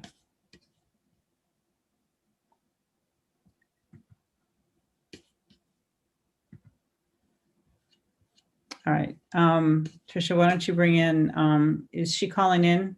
Can you tell? I don't see her yet. All right. Why don't we call in the next speaker? Okay. That would be, we have Representative Erica Leon. Leon. Thank you, Leon. Okay. Thank you, Madam Chair and Senators on the committee. For the record, I am Representative Erica Leon, representing Derry. I appreciate that the bill before you today is well-intentioned, but good intentions don't mean that a bill should be signed into law. I'm asking for your help today to stop HB 251. As Representative Cushman stated, rear-facing as long as possible and practical is a great idea. I'm happy to see the culture shifting to extended rear-facing. This win for child safety has come from education, not mandates. Legislation does not come with a magic wand. Even if we put this bill into law, many parents will not keep their children rear-facing until age 2. This isn't because they don't care. They care deeply. It is because fitting car seats into cars when you have more than one child is challenging. With 3 kids, very few cars will fit rear-facing convertible seats if all 3 kids are in child safety seats. Most small cars will only fit the smaller infant seats to accommodate a rear-facing child, and there are multiple online forums to discuss how and if a car can accommodate a family. We bought a new to us car a few years ago as a family of 4. When I found out I was pregnant with boy number 3, the challenge to find a seat that would fit for the baby with the older boys in booster seats was incredible. It would have been impossible with 2 car seats. Only a few infant seats would fit. I tried a bunch, even after we switched to smaller booster seats for the big boys. A seat that would comply with the law enhanced by this bill and still fit my family of 5 impossible at any price. And that is without boosters for the older brothers. That would leave us three choices. Number one, sell the car and buy a minivan or a large 3-row SUV. Number two, end the pregnancy and stay a 4-person family. Or number three, break the law. I would choose number three. Many caring parents would choose to break the law because they can't afford a new vehicle, and terminating a pregnancy is not even a choice for them. If we pass a law that people will break, we make more lawbreakers. This means that they are more likely to ignore other important laws and increases the opportunity for negative police interactions, particularly if unpaid fines for violating the law broadened by this bill go unpaid and become warrants. Legislation is not the solution here. Like cigarettes and safer sex, education is the solution. C. Everett Koop, the former US Surgeon General, was responsible for increasing condom usage in the age of AIDS and a significant decline in smoking. These cultural shifts that saved lives came from education. I ask you for a recommendation of inexpedient to legislate for HB 251. Education is already working. Don't make New Hampshire's car seat laws the most restrictive in the country and second only to Sweden internationally. Please don't make good parents criminals or force them to spend thousands of dollars on a new car to comply. Thank you for your attention and time. Thank you, Representative. Any questions from the committee? Representative, I do. I heard the question asked prior to you, of the representative prior to you, and since you have kids much younger than I do, do most of the new car seats, are they interchangeable, forward facing, backwards facing? Thank you, Madam Chair. Many car seats are interchangeable forward and backwards, but they take up a very different amount of space if they're rear facing versus forward facing. We have a large Toyota SUV, a Sequoia, and I rear faced my older boys till about 3 in car seats, and it was a tight fit even in that giant SUV. Trying to do that in a sedan is absolutely impossible because the child car seats that are convertible and can be rear facing, they're very limited. The Cosco Serena, which I think is the one given out free to parents, goes up to 40 pounds, but that is too big to fit in the rear seat of my sedan with somebody in the front seat. This is well-intentioned, but not everybody can fit their child that way. And I know through my research that while they do have higher weight limits now that this has become the law in more states, it still can't change physics and the fact that a car seat that can accommodate a larger child rear facing needs to have that back of the seat that ends up bumping up against the one in front. It's a problem of playing Tetris. Okay, thank you. Any questions from the committee? Seeing none. Thank you, Representative. Thank you. Just want to let everyone know that Senator Ricciardi is listening in. She just can't see anyone, and we can't see her. Tricia, do you have? I've been trying to text back and forth. I can't do both. Can you let her know that there's a way for her to unmute herself? Yes. So, Senator Birdsell, because Senator Ricciardi is calling in by phone, the Zoom platform does not allow us to promote her as a panelist, so she's not able to speak. If she's able to, if she has any questions, maybe text another senator. Yep. I think that's our only option right now. Okay. Thank you. All right, we'll bring in the next. Yes, our next signed up speaker is Representative Aaron. Representative Aaron, go ahead.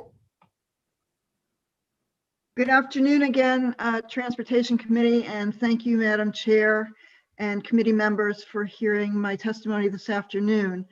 Again, I'm Representative Judy Aaron from Sullivan County District 7, Ackworth, Goshen, Langdon, Leominster, and Washington. And I'm speaking to you today in opposition to this bill, HB 251. And I believe that while this bill is well-intentioned, it's just not a bill that New Hampshire parents need or want. And if anything, it needs further work and maybe even a provision for exemptions. We already have state statute that tells us that children 7 years old and under need to be in a proper child restraint while traveling in a vehicle. And that's fine with our parents in the state. And it's in accordance with current US Department of Transportation guidelines. Those guidelines also tell us that there is an age overlap between the usage of different types of car seats. Recommendations are for rear-facing car seat use for 1 to 3-year-olds, forward-facing seats for 18 months to 7-year-olds, and booster seat use for children 4 to 12-year-old. Those recommendations also go along with manufacturer recommendations on use. And that being said, this bill before us only offers an inflexible state mandate dictating use of a rear-facing car seat for age 2 and under, despite the fact that between 18 months and 2 years, either rear-facing or front-facing seats are appropriate and safe. That's a 6-month difference. And depending on the size of the child and other mental and emotional development, that's a huge gap of time where a rear-facing seat may not work well. The decision to move to a front-facing seat should really be up to the parent and their pediatrician. You know, I've received several comments from constituents, the very parents we seek to dictate this law to. And this is a sampling of what they've said to me. Quote, while I personally agree children should be rear-facing up to age 2, we had to turn our son around at 18 months because he would literally throw up every time we drove in the car. That's just too many variables. And as long as a child is in the correct seat for their weight and height, the parent should be in control of when they turn them around. We don't need more government legislation in our everyday lives, and the actual issue here isn't the recommendation, it is making it mandatory that is wrong. Another parent said to me, personally, I think making a 2-year-old child face the back of the rear-facing seat and, you know, being rear-facing where they can see just the back of the car seat instead of looking out the front and side windows, not to mention that the parents can't see them. It's akin to putting the child in a corner for punishment. It seems psychologically cruel to me with today's car seats having 5-point straps, and I see no great advantage in having the child in a rear-facing position in case of an accident, but I do see a psychological detriment. Another parent told me, I think the child's height needs to be included. I turned mine to a front-facing seat sooner because she was so squished during her height, due to her height. Someone else said to me, this bill puts a lot of work on law enforcement. It will force them to question the age of a child, the height and weight of a child. The officer's going to have to take the adult's word for it, and there's no way to verify the information, so there should be no reason to ask it. This law is going to be nearly impossible to enforce. And what happens if a police stops a vehicle, determines a child is in the wrong type of car seat? Will the parents be allowed to proceed to their destination? Or will they have to call somebody who can have a car to stick them in a rear-facing car seat and take them where they need to go? Comments like that go on, and every parent that I've talked to wants to be able to make their own decision along with input from their pediatrician as to what type of child restraint is appropriate and safe for their child. You know, the biggest issue that I've heard from parents, though, was that their kids get car sick in a rear-facing car seat, or they can't fit properly in them for months before their second birthday. So we need to respect those concerns and address them. And this bill doesn't do that. It simply makes it a mandate for rear-facing seats. You know, I received a report from the National Center for Statistics at the National Highway Traffic Safety Administration regarding fatal crashes involving children, and there's been no problem with kids under the age of 2 dying or becoming injured as a result of not using rear-facing car seats in New Hampshire. Statistically, we don't have a problem that needs to be solved here.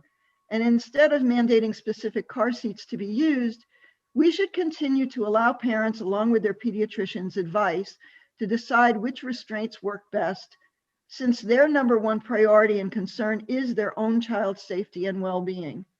Senator Birdsall, that is 3 minutes. Yeah, I'm done, and I hope that you will vote against this bill. because again, New Hampshire parents do not need yet another state mandate telling them what's best for their child. Thanks so much for listening. Thank you, Representative. Any questions from the committee? Seeing none. Thank you. Okay, and next we have Representative Horrigan. Here I go. Here, I'm unmuted. Yes. I'm Representative Timothy Horrigan. I represent the Stratford County District 6, the towns of Durham and Madbury, and I just wanted to I chime in first of all in support of the bipartisan majority of the Transportation Committee and of the full House who voted for this common sense bill. Along the way, I grew up mostly here in the live free or die state, but I did live for a few years, 2 or 3 years in California, and so I did take personal umbrage to something that was said over and over again on the floor of the House. Came here once somehow using California as an insult. You know, it's a fine state, and the parents there are just as caring, and they love their children and just as much as they do here in New Hampshire. I think understand the concern about the state mandate, but on the other hand, car seats exist only because of previous government mandates. So when I was a little kid, seatbelts were just coming in. I remember my mom and dad, they bought I think it was a 1963 Rambler. They had to go have the seatbelts retrofitted because that was the best safety precaution available to them at the time. And I'm sure they would have put in rear-facing car seats if those had existed at the time. So I think they're safe to the kids up to about 40 or 50 pounds if your kid is chunky or long. And that was kind of embarrassing hearing one of my fellow state reps say his kids were chunky, but I guess I'm sure, but that's, I know he appreciates his kid just like any other parent does. But that, they're good to up to 40 or 50 pounds. I know they cost money, but raising a child is expensive. And I certainly think the solution to families with fixed incomes is to pay working people more, pay families more, and also provide help for families. So if a family can't afford a car seat, then proper car seat solution is not just to say they don't need a car seat. The solution is to get them a proper car seat, which protects their child adequately. It's probably even more important for low-income family because they can't afford the medical care in case their child is in a crash. And only 2/3 of all crashes are, front-facing when the car hits it. And so if your seat is facing to the rear, your child is pushed back into the seat. So that's a lot safer than having the child be pushed forward. And even if you have a big kid who's only 2 years old, they're not necessarily any more developed in other ways. They're just bigger. So actually their reflexes aren't as well developed as an older kid of the same height. So I think this is a good bill. I think you should pass it. And even if they do support it in California too. So thanks. That's basically just what I wanted to say. And exactly 3 minutes. Thank you, Representative. Any questions from the committee? Seeing none, thank you. Thank you. Okay, and next we have, let's see, Thomas Leach. Mr. Leach, you can unmute yourself. There you go. Thank you. Thank you very much. Thank you, Madam Chair and committee. My name is Thomas Leach, Tom Leach. I work for CHAD, the Children's Hospital at Dartmouth. I am the statewide child passenger safety coordinator, which basically means that through a grant through NHTSA and the Office of Highway Safety, I administer a lot of training, events, and support for our child passenger safety network within the state of New Hampshire. And overseeing events and training the like. Let me give you a little rundown of what exists currently in New Hampshire. Right now we have 216 certified technicians in the state. Those technicians have passed a 4 or 5 day training, depending on when they got originally certified, that can hopefully aid parents and caregivers with all the different issues that they may encounter depending on the vehicles they're using, depending on the seat they've chosen, and so on. And also depending on the child themselves, because we all know that all children are different sizes and have unique needs. We have 216 of those. We have 59 fitting stations located throughout the state where there are certified technicians there to help caregivers and parents if they need it. Our website, bseatsmartnh.org, provides parents access to these 59 fitting stations throughout the state. And it is pretty much our CPS website for the state as far as being a local source for up-to-date child passenger safety information. I am calling in today in favor of the bill. There are lots of reasons that have been heard as far as why different people may agree or may disagree with this bill. And as seeing parents come into the fitting stations, myself as well as our tech see a lot of the different examples and concerns that have been previously stated. There were some questions I believe Senator Waters had brought up. There's more and more seats out there now that the big transition as far as parents buying seats, they're buying these all-in-one seats now more than they have been buying convertibles. Convertible seats, you may have heard the term, are seats that can go both rear-facing and forward-facing. More and more parents are switching to these all-in-ones because they also become a booster seat. So basically, they service the child through its child restraint years.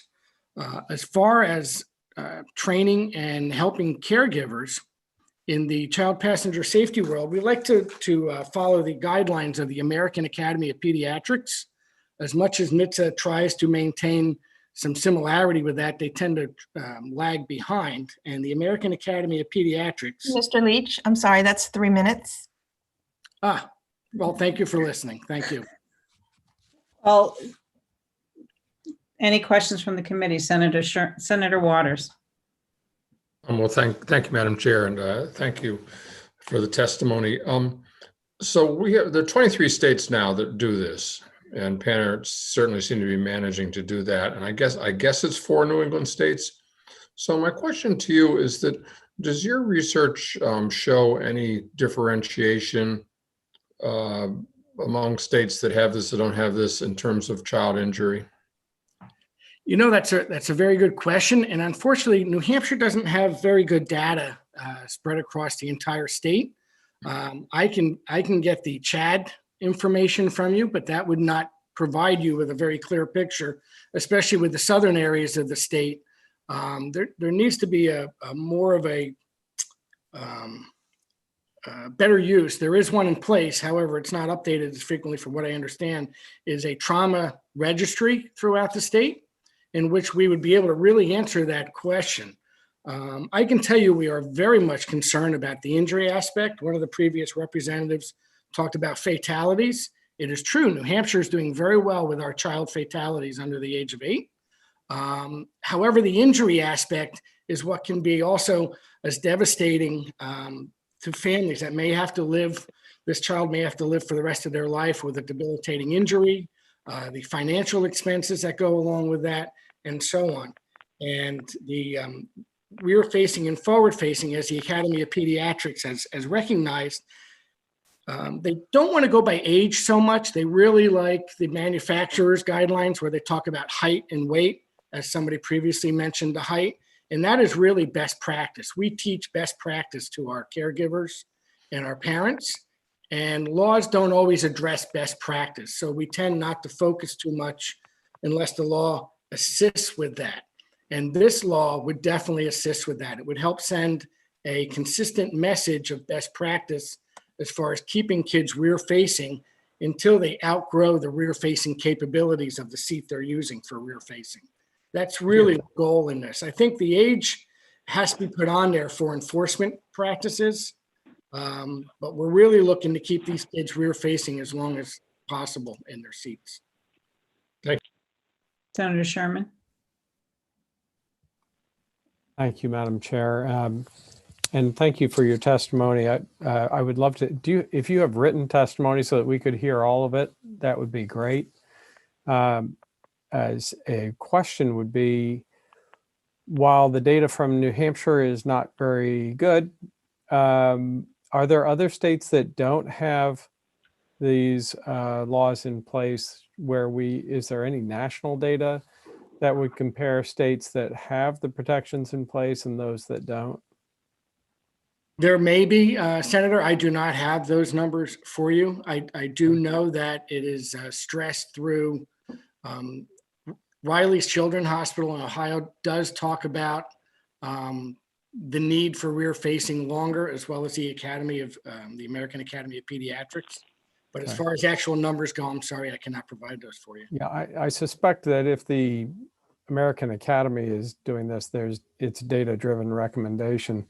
And I really think what you said about injury being more, injury as well as death is a very important metric here.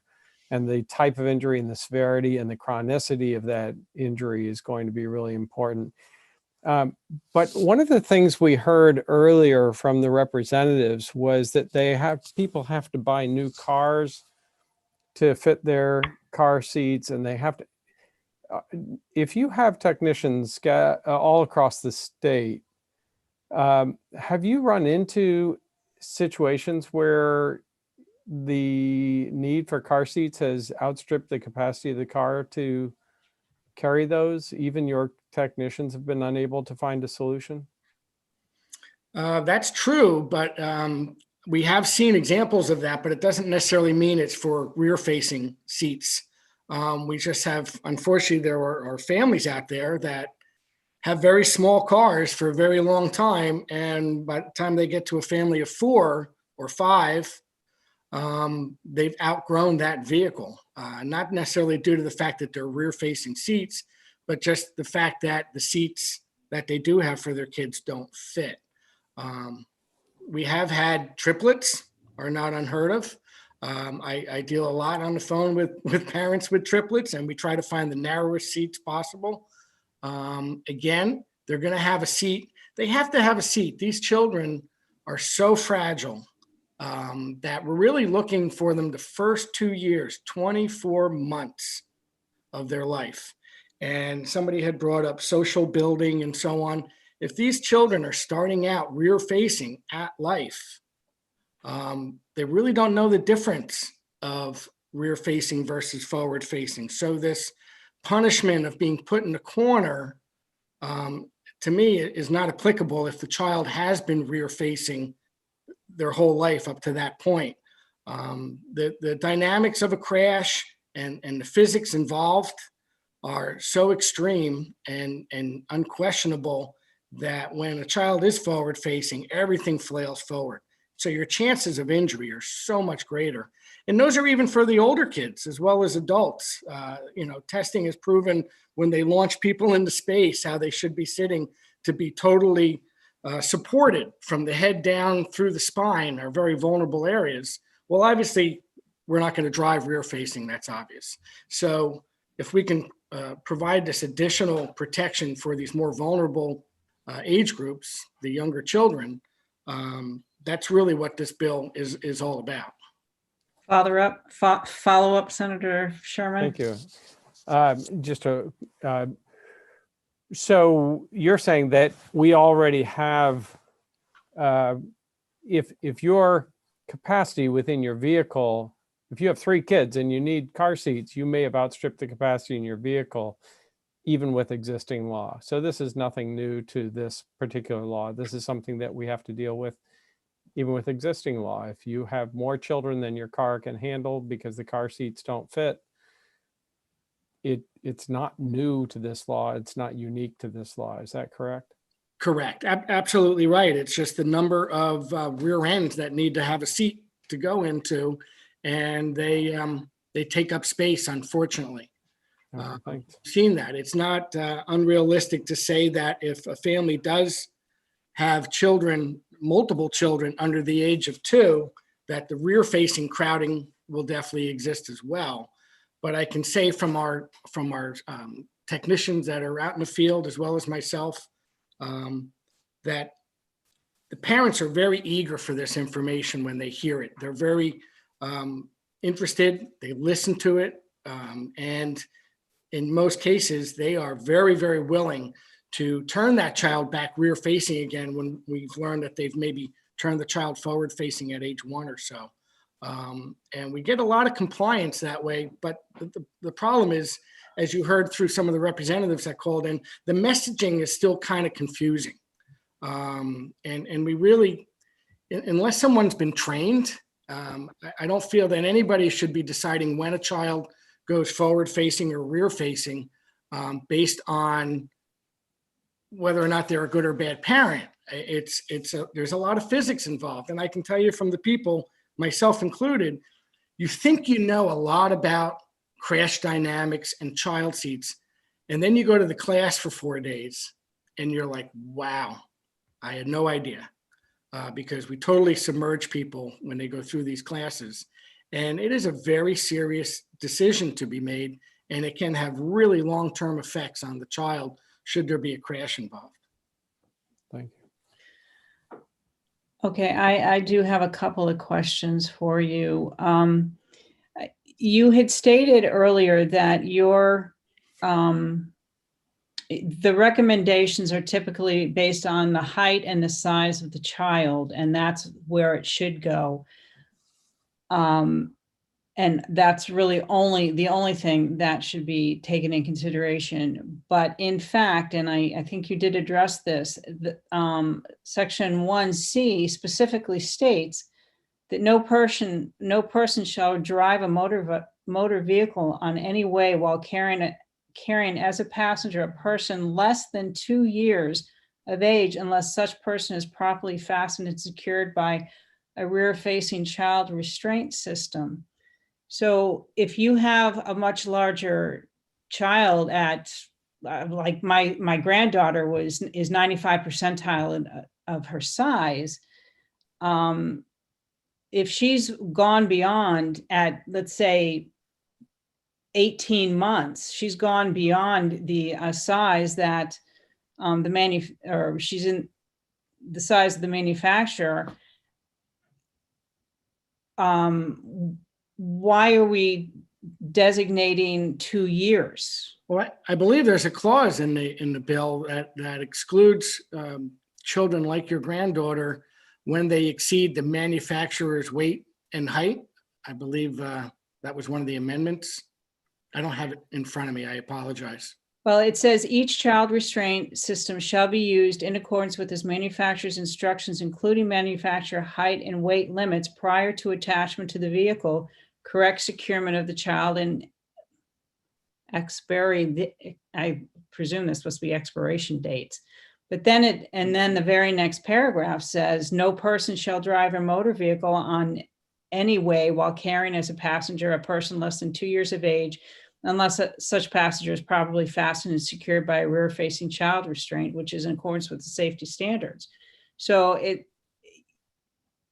if your granddaughter, for example, if I can use her as an example, if she exceeds the rear-facing capabilities of the child seat, and she's it's a convertible seat or an all-in-one and so on that has the higher weight, such as 40 pounds or so, I would think that would be an exception because it is not in accordance with the manufacturer. Because the manufacturer is not going to want her riding rear-facing above that weight that they've said the child should not be riding rear-facing. I would agree with you, but with that second paragraph, who's going to enforce this as far as, if my granddaughter is 18 months and she's oversized and my stepdaughter has turned her around and the police officer stops her, and he says the only way he's going to know that he's going to ask, how old is she? She's 18 months. Well, will she be ticketed? Because she's not 2 years. Is that officer, he or she, going to take the time to find out that, hey, she's, over the weight, over the height and such? Right. That I wouldn't be able to tell you what that officer would do, but the goal is for education and not enforcement. Mhm. But it's tough to do both at the same time with a bill without it being able to have some grip in what it's trying to address. Would you not think it would be better to put a bill in to educate parents rather than mandate seating? Well, this bill, if passed, will we are through the state office at CHAD, we will be advertising the changes in the law in all our pamphlets, as well as our social media and our advertising campaigns that we do normally. Would highlight that. And this is really, we're doing that now through our CPS technicians and fitting stations as far as the education goes. It would just have the law to back up what the message is as far as proper use. All right. Senator Sherman. I was just looking through the bill as amended, and it looks like the first paragraph does have the exemption, and the second paragraph, which Senator Birdsall read, did not have the exemption. Would there be any reason that you can think of that we shouldn't amend this to have the exemption for both paragraphs? I would have no problem with that if it makes the bill clear to understand. Okay, thank you. Thank you. Any other questions from the committee? Seeing none, we still have 7 speakers, so moving right along. Next, I'm going to bring in Cindy Tuttle, and I'm going to make her a panelist. She has a presentation. And I would also like to clarify that we do have Senator Ricciardi here now. So Senator Ricciardi, if you do have a question, you will be able to just unmute yourself and ask it. Thank you. Actually, hang on. I brought in the wrong person, excuse me.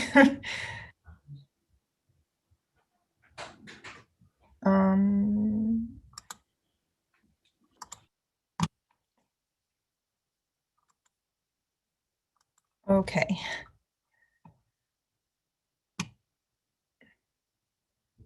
Ms. Tuttle should be joining us soon. There she is. Ms. Tuttle, you should be able to unmute and turn your video on. There you go. Oh, there you go. Can everyone hear me? Yes. Thank you. Thank you, Madam Chair, as well as members of the Senate. I appreciate your time.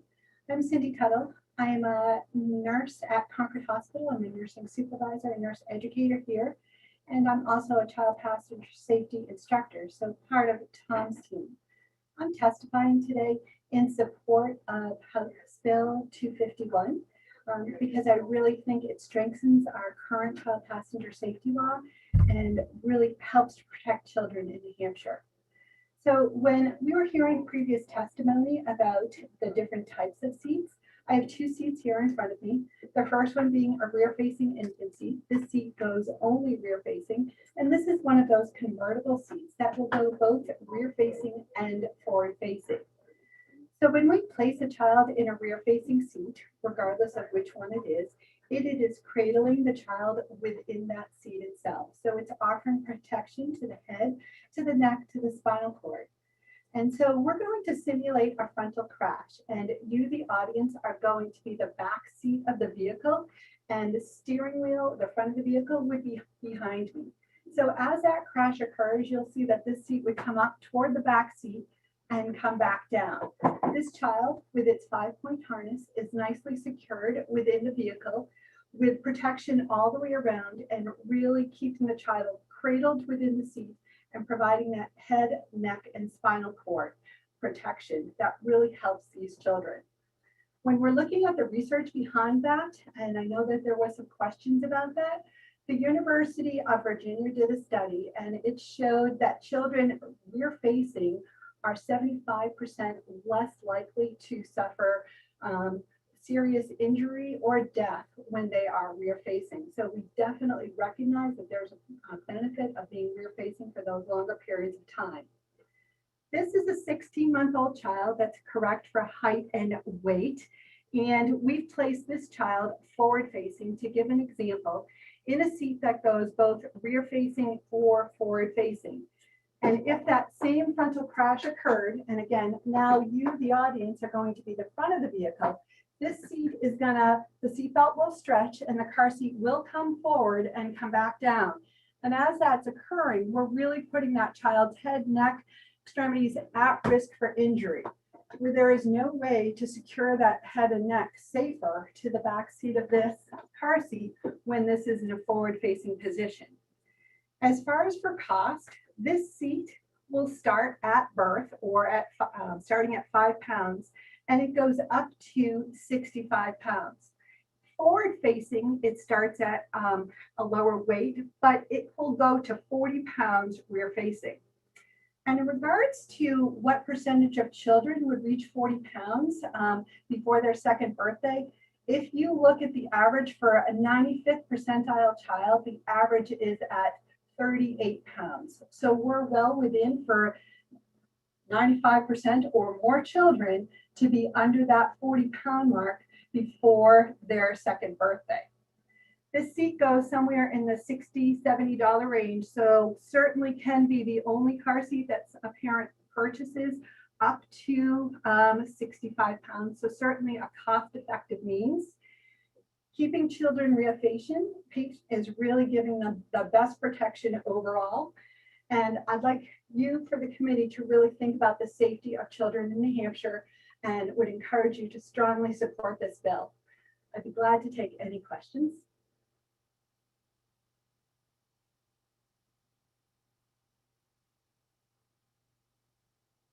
Senator Waters.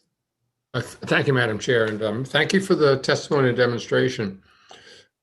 So we've had some, earlier comment from a couple of people testifying and some questions from the chair about the practicality of the 2-year age limit, which seems kind of necessary for enforcement, but then also the notion that given the national standards here, some child may kind of size out of that before reaching age 2.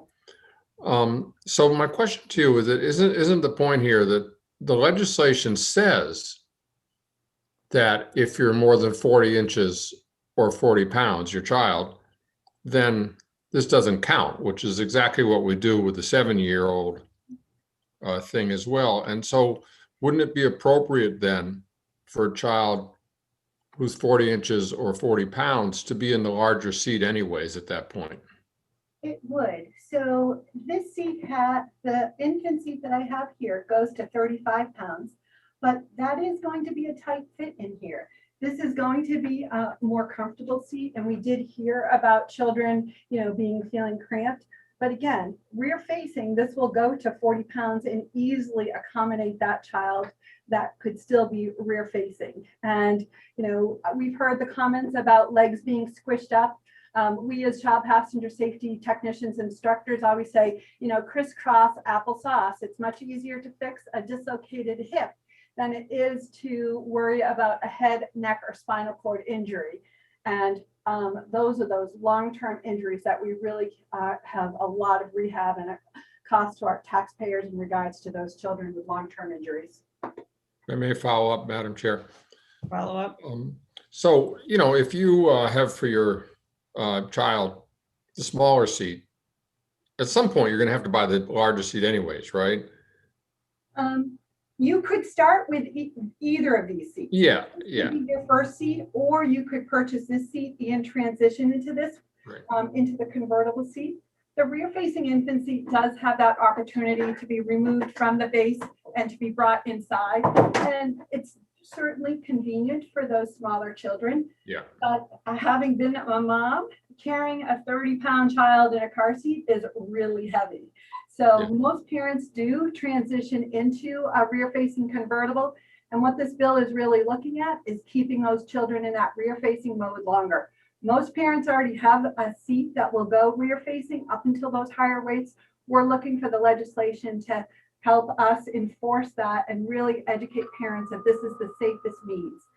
So yeah, I had one of those carry ones, and I will agree that it's starting to get pretty heavy after a while. But I guess what I'm trying to emphasize here is the parental choice, that if you decide to go with the small one, sooner or later, you're going to have to get the big one anyways. But if you start out with the big one, you're just good to go up to age 7. That's the case, right? Or to the upper height and weight limits of it. So this Yeah. seat is going Yeah. up to 65 pounds, which in Right. most cases, when you look at graphs, is going to reach that 7-year-old child. Thank you. Thank you. Any more questions from the committee? Seeing none, thank you very much for the demonstration.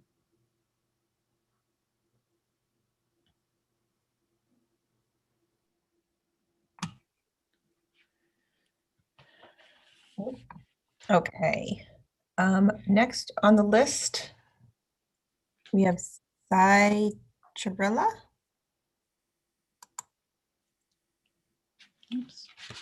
Hello, can you hear me? Hi. Yes, we can. Yeah, thank you so much. Thank you. Good afternoon, Senator, Madam Chair, and the committee members. For the record, my name is Dr. Sai Chirilla. I'm the Bureau Chief for the Bureau of Population Health and Community Services in the Division of Public Health Services. In my role, I oversee our injury prevention program for the state, as well as our Child Fatality Review Committee.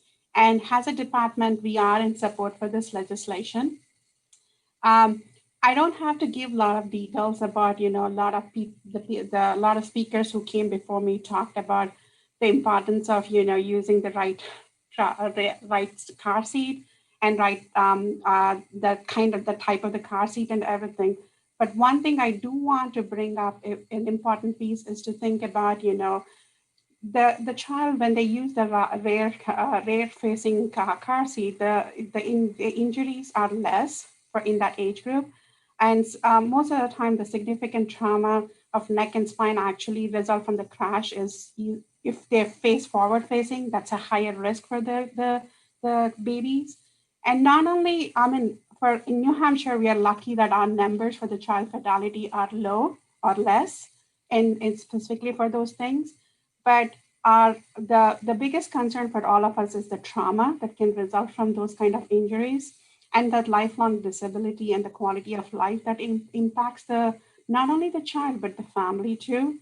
And also how this would impact long-term those state resources that would be needed to support those kids as well as their families.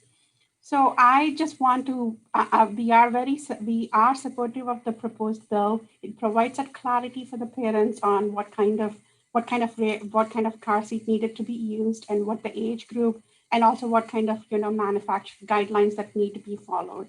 So thank you for giving us this opportunity to talk about child safety and the importance of using car seats and everything. I can take any questions from the committee. Any questions from the committee? Seeing none, thank you, Dr. Chirilla. Thank you so much. Next. Kirsten, I think you need to change the permissions if Cindy Tuttle comes back in. Because I removed, but keeps coming back in as a panelist.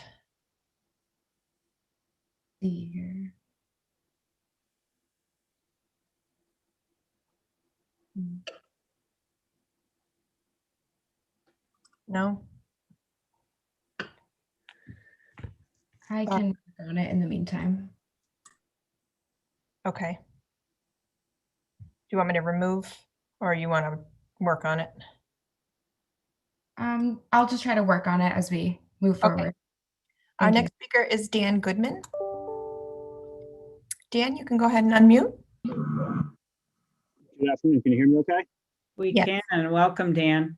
Thank you very much. Good afternoon, Madam Chair and members of the committee. I will be very brief, as I know this has been a lot of speakers. For the record, my name is Dan Goodman, and I'm the Manager of Public Affairs for AAA Northern New England. We actively advocate for public policy that makes New Hampshire a safer place to live, work, and raise our families.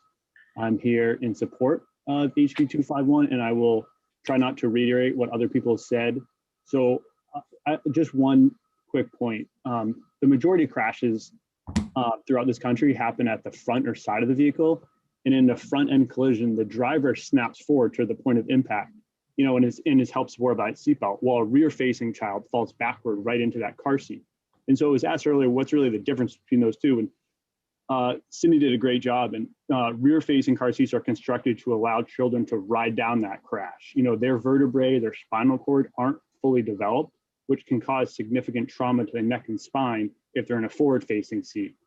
Rear-facing seats help spread that frontal crash forces over the whole area of the child's back, head, and neck, and they prevent the head from snapping relative to the body in a frontal crash. I emailed my testimony to the entire committee, and in that was a link to a video simulation of an 18-month-old child in a rear-facing versus forward-facing child safety that shows that exact scenario. If you haven't watched it, I highly encourage you to do so. And I will just end it by, I have 2 children in rear-facing car seats, and you can purchase, I think I purchased for $4 or $5 a mirror, so we can see them. And they seem to love rear-facing very much. And with that, I'm happy to answer any questions. Any questions from the committee? I have one question. Does AAA have any information on data in New Hampshire on accidents for children under the 8 years old? We don't. I can certainly reach out to the Department of Safety and try to come up something for you, if that would be helpful. That's okay. I will probably do that. Senator, what can I add one more point? Sure. As this testimony has been happening, and as we've been working on this bill, I've been seeing some parallels with the 2015 hands-free law. And I think going forward, we really want to push a strong education campaign to the state if this bill was to go forward, like we did with the hands-free law, to educate people on the merits of the legislation. And we have just such a broad coalition of private and public stakeholders, I think would be really beneficial. So with that, that's my end. Okay, thank you. Any other questions from the committee? Seeing none, thank you, Dan. Thank you. Okay, next we have Bill Haynes. Good afternoon, Madam Chairman, members of Senate Transportation Committee. Again, I'm just representing the Office of Highway Safety and the Division of State Police for the state of New Hampshire. We are in support of this bill because anything we passenger safety better at any age, and more in particular in the ages we're talking about now, are paramount to our success in reducing fatalities and injuries throughout our roadways. You have a couple of things I'd just like to point out, and I'd be very brief. We do, in fact, from the Office of Highway Safety, fund IPC through a grant that allows car seats to be provided to those families who may or may not be financially stable enough to purchase car seats. And I know that we do that routinely year after year. And Tom Leach, who represents IPC as a CPS coordinator, does a phenomenal job of providing those assets along with the training that goes along with mounting and installing them. And there's a very active program on child protection going on in the state of New Hampshire, and it has been for a number of years. So there would be no issue there. We would also advocate supporting whatever it would take to help educate and have the populations be aware of what the new law changes would be if they were to go in effect. I just want to clarify that at the beginning of the testimony, someone mentioned it was a criminal offense. Not that I need to say this, but just for the record, it would not be a criminal offense. It would most likely be a motor vehicle, not even a moving violation, should someone be cited. California does require rear-facing car seats, as well as Washington State and others as of last year that are now moving forward, trying to do the same thing that we're asking the state of New Hampshire to do at this point in time. And people in general follow laws, right? I mean, I think most people throughout the country, and especially in the United States, are law-abiding, law-following people. And sometimes it's the law that gets people to move forward and maybe do some things that they typically wouldn't do outside of the fact that there's a law or not. And I just share that with you only because we have a distracted driving law that has significantly reduced deaths and injuries throughout our state, although it needs to be worked on. The fact of the matter is we saw a significant decrease in those types of deaths and injuries just by simply putting a law in place. And I commend everyone who was involved with that, and I would ask that you support this bill as we move forward. Thank you. Thank you, Mr. Haynes. Any questions from the committee? Senator Sherman? Yes, thank you, sir.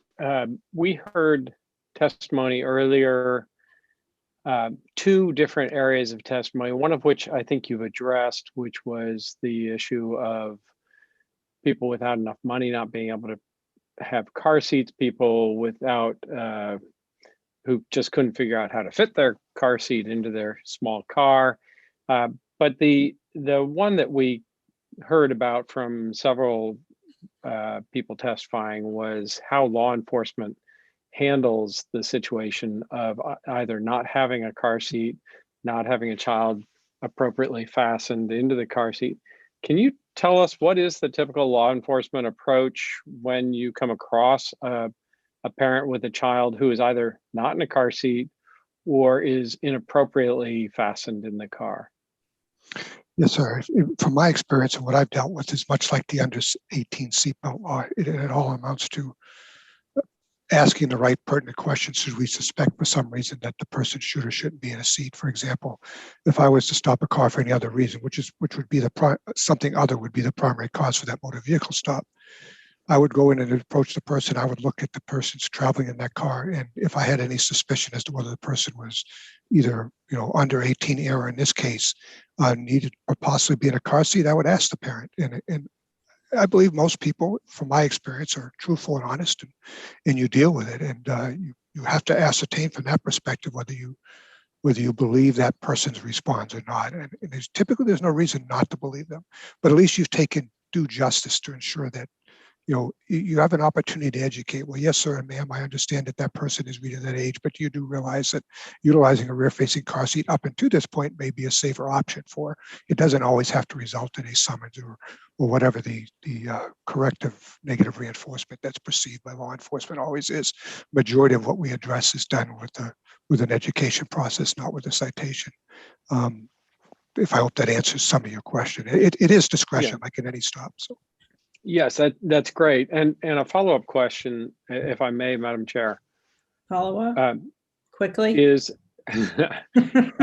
well, this is the source of several of our questions hopefully being answered. The second one is an issue of there's a exemption for height and weight in the bill, and then there's a 2-year component to it. From law enforcement, you already have this in children who grow out either by age or height weight out of car seats in general.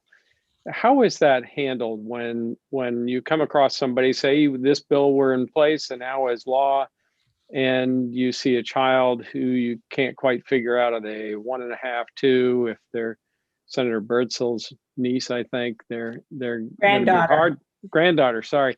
They're gonna be hard to figure out. What does law enforcement do in that setting? Would it be more helpful to have age as a part of this, or is height weight important, or what do you do? Well, I think it's height and weight in the manufacturer's standard, as it talks about safety standards, is probably the best way to deal with this, especially if it results in it being challenged somewhere down the line. Just say you were to write a citation and went to court, you'd have to have something to back up whether that person was, and then the burden becomes on the state to prove otherwise, whether that person met the height or weight standard. But again, every seat, and Tom can clarify this, most seats come with different height and weight standards. It's not like one set standard. I guess it depends on the manufacturer up to a certain degree. So we would deal with it on the side of the road, and we'd have to make a conscious choice discretion wise. So would age make a difference? From a law enforcement perspective, I don't think age is the key factor. I think it's more the height and weight. From an enforcement perspective, because we'd have, short of pulling out a birth certificate, we'd have no way of knowing the age. Okay, that's great. Thank you so much. Thank you, Madam Chair. Welcome. Any other questions from the committee? Seeing none. Thank you. Okay, our next speaker is, let's see, Joe Colella. Joe, you can unmute. Yep, can you hear me? Yes. Great, thank you. Good afternoon. First of all, thank you so much. I know it's getting late, but thank you so much to the committee for the opportunity to comment on this bill. I'm Joe Colella. I'm a child passenger safety director, the director of child passenger safety for the Juvenile Products Manufacturers Association. I should also make you aware that I've been an advocate way before JPMA. For the last 27 years, I am a certified instructor that teaches the technicians, and I've taught in 47 states, including all of the New England states, including New Hampshire. That part of me is part of why I'm here. But let's go a little further than that. The JPMA itself is a national not-for-profit trade organization. We represent 95% of the prenatal to preschool industry, the producers, the importers, distributors, manufacturers of child care items, including car seats. And most directly, almost all child restraint manufacturers are active members of our association. As you're considering improving child occupant protection, we would like to support you in every way that we can. And we've already worked with the primary sponsor on this for a couple of months now. We want to make sure that your law is consistent with the latest research. Senator Sherman already mentioned that because the recommendation comes from the American Academy of Pediatrics, we can trust that it's evidence-based. They don't put anything out that's not evidence-based. So that evidence is child injuries and fatalities. The American Academy of Pediatrics recommends delaying transitions between restraint categories based on manufacturer's instructions. Also, the National Highway Traffic Safety Administration agrees with that and agrees that children should ride rear facing as long as possible. A lot of times that's up to age 3 or 4 or 5. Children can still be riding rear facing. So age 2 is not as much of a hurdle as you might think. Because car seats are required in all 50 states and all US territories, we actively monitor all of these bills to make sure that they're consistent with the latest recommendations and that they don't conflict with the manufacturer's instructions. HB 251 with its amended language already does that. And at the end of my testimony, I'd love to jump on a couple of the comments that I've already heard, the questions that I've already heard, because I have answers that we haven't heard yet. But the updated policy statement from the American Academy of Pediatrics recommends rear facing longer, and it's not really a height or weight. Yes, the products that I'm representing from the manufacturers are height and weight bound. But the age 2, is primarily based on child development, letting the skeletal system and the nervous system develop. And the only cure for that isn't the child's size if you've got a larger child, it's time. That happens over time. As far as the bill itself, age 2 is a great benchmark for parents because they recognize that, they understand that, but they also need to stay consistent with the manufacturer's height and weights, which this bill would require. And child sizes are very different. Some kids, I just became a grandpa 3 weeks ago. And some Congratulations. kids, thank you so much. Some of the kids are very small for their age, and other kids like Madam Chair's granddaughter may be larger than many other children. And so the importance of having the right car seat that you're within the range of the manufacturer's instructions is crucial. Motor vehicle crashes are a leading cause of injuries and fatalities. And these kids, no matter how much we want to hold on to our freedom to choose, these children don't have that freedom to choose or the knowledge base to make that decision. So that's I'm sorry? over 3 minutes. Oh, sorry about that. We're just at 3 minutes. If you could just wrap up. Yeah, I can. I can wrap up here. But I'm also happy to talk a little bit about car sickness or larger kids, or the allowing the choice with the pediatrician if you have questions in those areas. I think we do, but how about, Tricia, how many speakers do we have? We have one speaker left. So how about bring that one speaker in and then we'll have you come in and wrap up. Yeah, and I love that. Thank you. And if you would like, I have live crash test videos to actually show here and now the difference between rear facing and forward facing. If when I come back, you make me a panelist. Thank you. I will bring in. Thank you. Okay, our last speaker signed up is Dr. Hale. Dr. Hale, you may, there you go. Hi there, my name is Dan Hale. Can you hear me clearly? Yes. Yes, my name is Dan Hale, and I'm a pediatrician and member of the American Academy of Pediatrics for almost 20 years now, a former firefighter, and I'm a father. Thank you for hearing my testimony today. I'm speaking in favor of HB 251. As we already heard, this bill is a standard in a majority of states. So in summary, this is just basically catching New Hampshire up to the rest of the states and modern data. The crux of this is 5,000 children a year across the US still die in vehicle crashes. So any measure that helps with education and interventions will help with this. All this information to follow up on a previous question is based on a 2018 American Academy of Pediatrics technical report. Every few years, they update literature for safety issues, and all of this is based on, for car seats across the country, they usually go by this. In this technical report, they reviewed a lot of data showing that rear-facing car seats, as we heard already, really cocoon this baby and young toddler in a safe place from front and side crashes. In fact, one awful example they used in there is two siblings in a back seat. One was facing forward, one was facing backwards. The rear-facing child was unharmed while his sibling died in that same incident. So 90% reduction in severe injuries from that. And finally, a point as a pediatrician that hit close to home why we support these type of bills. I absolutely agree the government should not have to intervene too far into families in our own home, but government oversight combined with good education saves lives. As I told you, I'm a firefighter. We see less fire deaths, still 3,000 deaths a year in this country, but smoke alarms prevent deaths and help with regulation and education. Seat belts have saved thousands of lives. Fences around pools, child-proof medication bottles, lowering speed limits around school zones, and now we're talking about car seats, which are already law, but modifying and modernizing it to match current data. So I think interventions like this will work. I'll stop there, but thank you so much for considering this, and I'd be happy to answer any questions also. Any questions from the committee? Seeing none, thank you, Dr. Hale. Okay. All And right. Anyone else that would?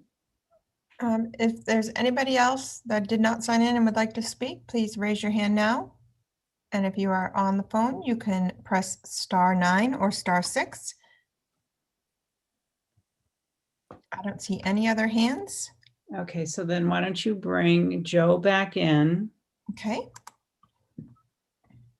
And Joe, what I would suggest is you had said you thought you might have some of the answers to the questions that hadn't been answered. And with regards to the video, can you email the links to Tricia? I'm sorry, to, to Kirsten, and then she will get the videos to the senators on the committee. Possibly. I'll have to check into that. These are not online videos. These are videos that have been provided for me to educate with. So Okay. it's not something that I can just link out. But I'm happy to work with you and find videos that you can view. The couple of things that I wanted to chime in on, if I can, is number one, with larger kids and whether an exemption is going to be necessary for those larger kids. The American Academy of Pediatrics, Dr. Ben Hoffman, who is the chair of the committee for that group that deals with car seats and does the refreshing, has notified me that fewer than 0.1%, 0.1% of children at age 2 will exceed the 40-pound weight limit of most convertible car seats. We also have convertible car seats that go even 10 pounds beyond that, up to 50 pounds rear facing. And if a child still fits within the height and weight limits of that 50-pound seat, it's actually safer biomechanically for that child to remain rear facing. Like Tom Leach told us already, if we could ride rear facing and still drive, we'd be safer, because most crashes happen are frontal crashes. So that's one item, is the child size. The car seats that are out there right now, almost all of them go up to 40 pounds, and they're convertible car seats. As far as the cost associated with those start at $49, and it's not an additional $49. It's the same $49 that you would spend to comply with the current New Hampshire state law. So there's no additional cost necessary for that. As far as car sickness, I understand from the American Academy of Pediatrics that there is no credible data anywhere to show that rear facing puts anyone at greater risk of car sickness when compared with forward facing. The explanation for that is that car sickness is the result of a disconnect between the sensation of movement that your middle ear or your vestibular system will sense and the visual perception of movement. The child knows he's moving because he can see that, or he or she can see that there's movement. So by using an outboard seating position and an appropriate rear-facing car seat, that child should be able to see out the window the same as they would if they were front-facing. And also with many vehicles, they can see out the rear window, which just takes care of that disconnect between the inner ear and the sense of the visual sense of motion. So car sickness is not really a problem. As far as the freedom, we heard about the freedom to choose with the guidance of a pediatrician. We New Hampshire, New Hampshire already tell parents that they must use car seats and seatbelts according to your current laws. And direction of that car seat is just as valid as selection, which is why I wanted to show you the videos. A rear-facing car seat supports the back, neck, and spine throughout the entire crash event, where a forward-facing car seat does not, the body slows at a different rate of speed. So the part where the harnesses are is going to slow first, but the extremities, the arms, the legs, and the head, the disproportionately heavy head, are pulling on that body and slowing down at a later time. That's why rear-facing is safer, because it causes the body to all slow down at the same rate of speed and does not put stress on the neck and the spinal cord. And I'm happy to answer. Those are just three that I from previous commenters that I wrote down. But if you have any questions on anything, like I said, I've been doing this 27 years. I'm happy to help in any way I can. One question. Do you know how many or what the percentage is in the state of New Hampshire of families that use the front-facing versus the rear-facing seatbelts, car seats? Yeah, I don't, and I'm not sure whether your observational survey, you have an annual observational survey, but I'm not sure if it captures that, and if it captures that in addition to the specific child's age, which would require an interview with the driver really to find the child's age. So I don't know that data exists at this time. I don't know that it doesn't, but based on other states, I've taught in 47 states, I don't know that level of data exists. What I would reinforce, however, is that even though you look at very low fatality numbers in New Hampshire, it's already been mentioned, we're not just talking about fatalities, we're also talking about injuries and the ability to reduce the severity of those injuries, which rear-facing clearly does over forward-facing. Well, do we have any data on the number of injuries to children under 8 from front-facing? I do not. I'm not in New Hampshire. Wow. I'm testifying for a national organization, the JPMA. So I do not have New Hampshire specific data. All right, I'll try and connect with the Department of Safety. Yep. Senator Sherman. Yeah, we heard that UVA did a full study on this, and I'll certainly be happy to look for that in the pediatrics literature.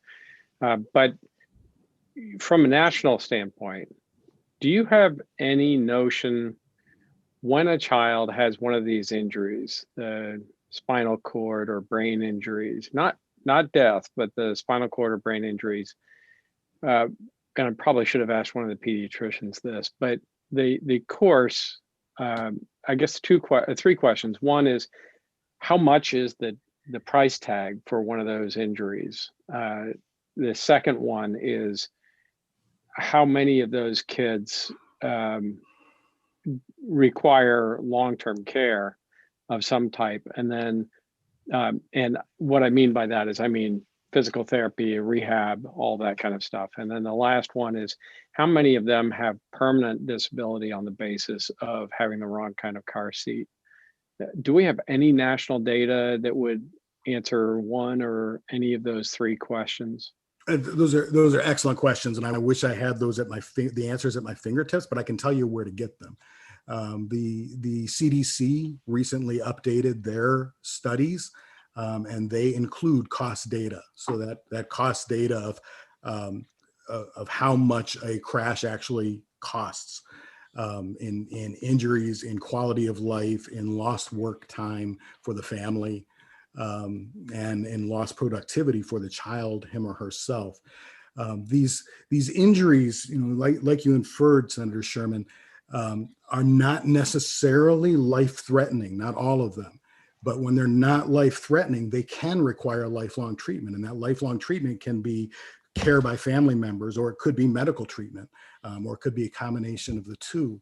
And that's what our biggest concern is. The rate that children are dying in these younger ages has been cut into a fraction of what it used to be when I got involved 27 years ago, which is phenomenal. The car seats are doing their job as far as fatalities but as far as injury, they are definitely affected by the selection. So as far as the specific data, I really refer you to the CDC for that. If you can't find it, please, you have my email address. It's in your materials. I'm happy to help you find it. I do have access. Thank you. Yep. Thank you. Thank you. Thank you. Any other questions from the committee? Seeing none. Thank you for your patience, Joe. And if you could find some of those videos and maybe get them to Kirsten, she can distribute them to the committee. Sounds great. Thank you. Great. Thank you so much. All right. There are no other hands and no other people that have signed in to speak. All right, I will close the hearing on House Bill 251 FN. And do I hear a motion? We'll try and get through a couple of these quickly. I move exec. I'll second. Oh, Senator Sherman seconds. And thank you. Senator Ricciardi, can you hear us? Yes, can you hear me? Yep. Good to have you back. Well, I'm sort of back. They're doing something on the street, and they said we're not going to have internet till 6:30, and the power may go out. So I don't know what to tell you. All right. Well, why don't we do House Bill 424? That's the commission to study ways to reduce texting while driving. I think we talked about doing an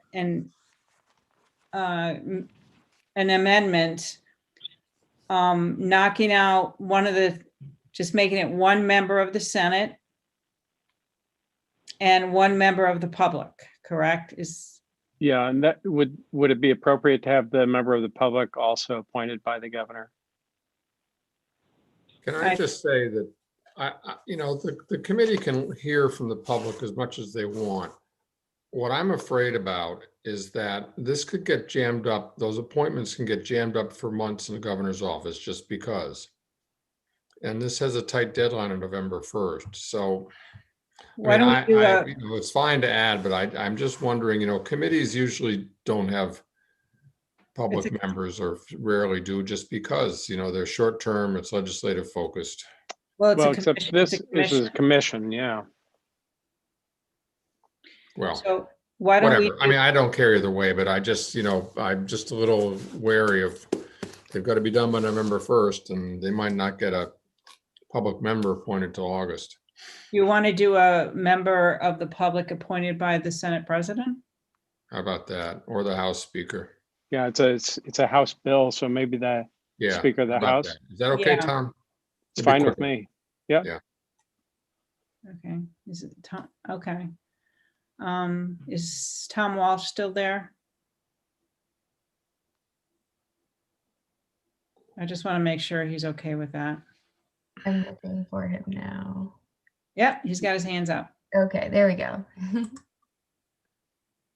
Can I, while we're waiting for Tom, can I ask one more question just on the governor issue? Is there a telecommunications industry association that we could use?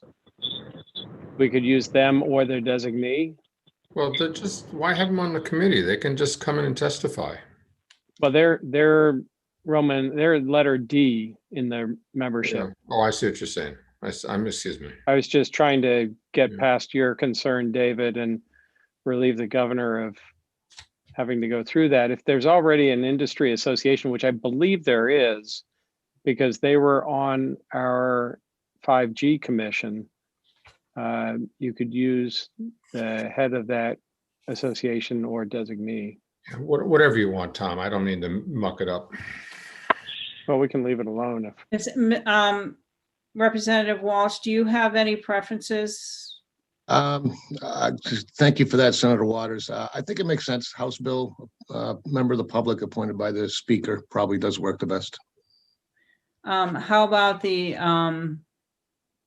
member of the telecommunications industry appointed by the governor? Yeah, I was just looking at that one also. If we've got the same concern about how quickly that'll happen, do we need appointed by the governor? Yeah, it's going to be appointed by somebody.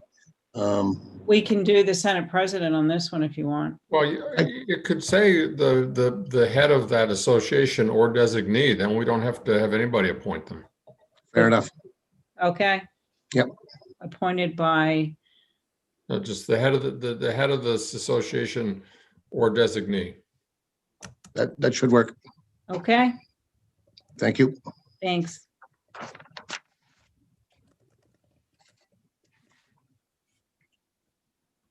You got that, Kirsten?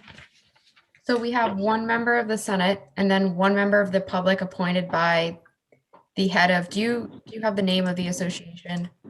Wait, we have one member of the Senate and then one member of the public appointed by the Speaker of the House. Okay. And then a representative by the telecommunications industry appointed by the head of the association or designee. I think the language you use, Madam Chair, is to say the head of the association or designee.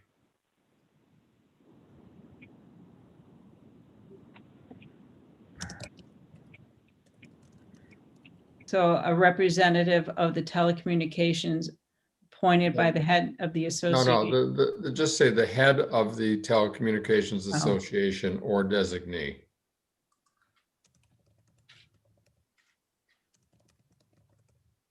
Okay. You got that, Kirsten? Yes. Okay. Do you want to go ahead and, do we want to wait till the amendment comes in, or do you want to work on it now? Do I hear a motion of ought to pass? Or ought to pass? Yes, I'll move. Oh, okay. I'll second it.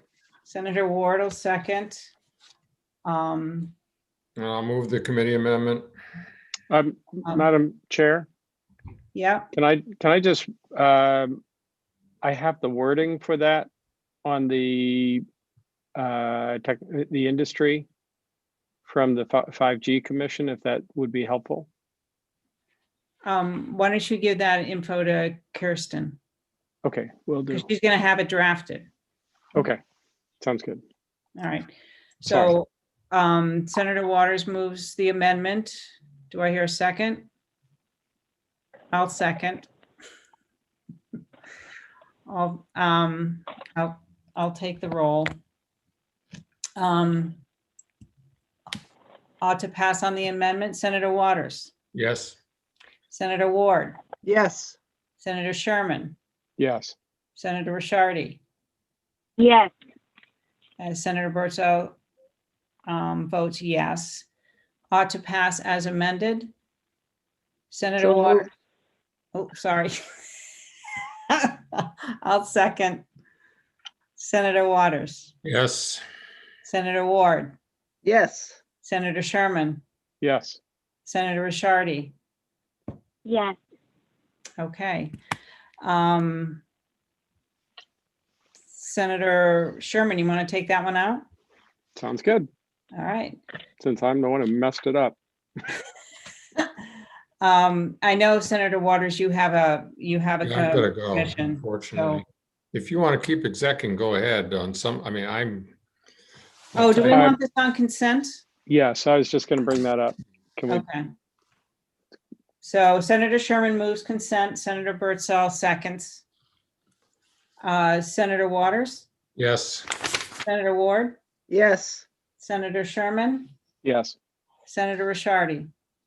Yes. Okay. Move out of exec. So moved. Second. Senator Ward moves out of exec. Senator Sherman seconds. Senator Waters, Yes. Senator Ward, Yes. Senator Sherman, Yes. Senator Rishardi. Yes. All right. I know Senator Waters, you have to go, but we will be, I want to try and get through all of these bills next Tuesday so that we can leave the day open for judiciary ED&A. All right? Sounds great. And thanks for getting us through today, Madam Chair and Kirsten. Yeah. And Tricia. All right. Listen, I'll see you guys, if not before, on Thursday. Thursday. Yeah. All right. Bye. Thank you. Sorry Bye. about this. It was beyond my control. Not a problem, Denise. Okay, Senator bye.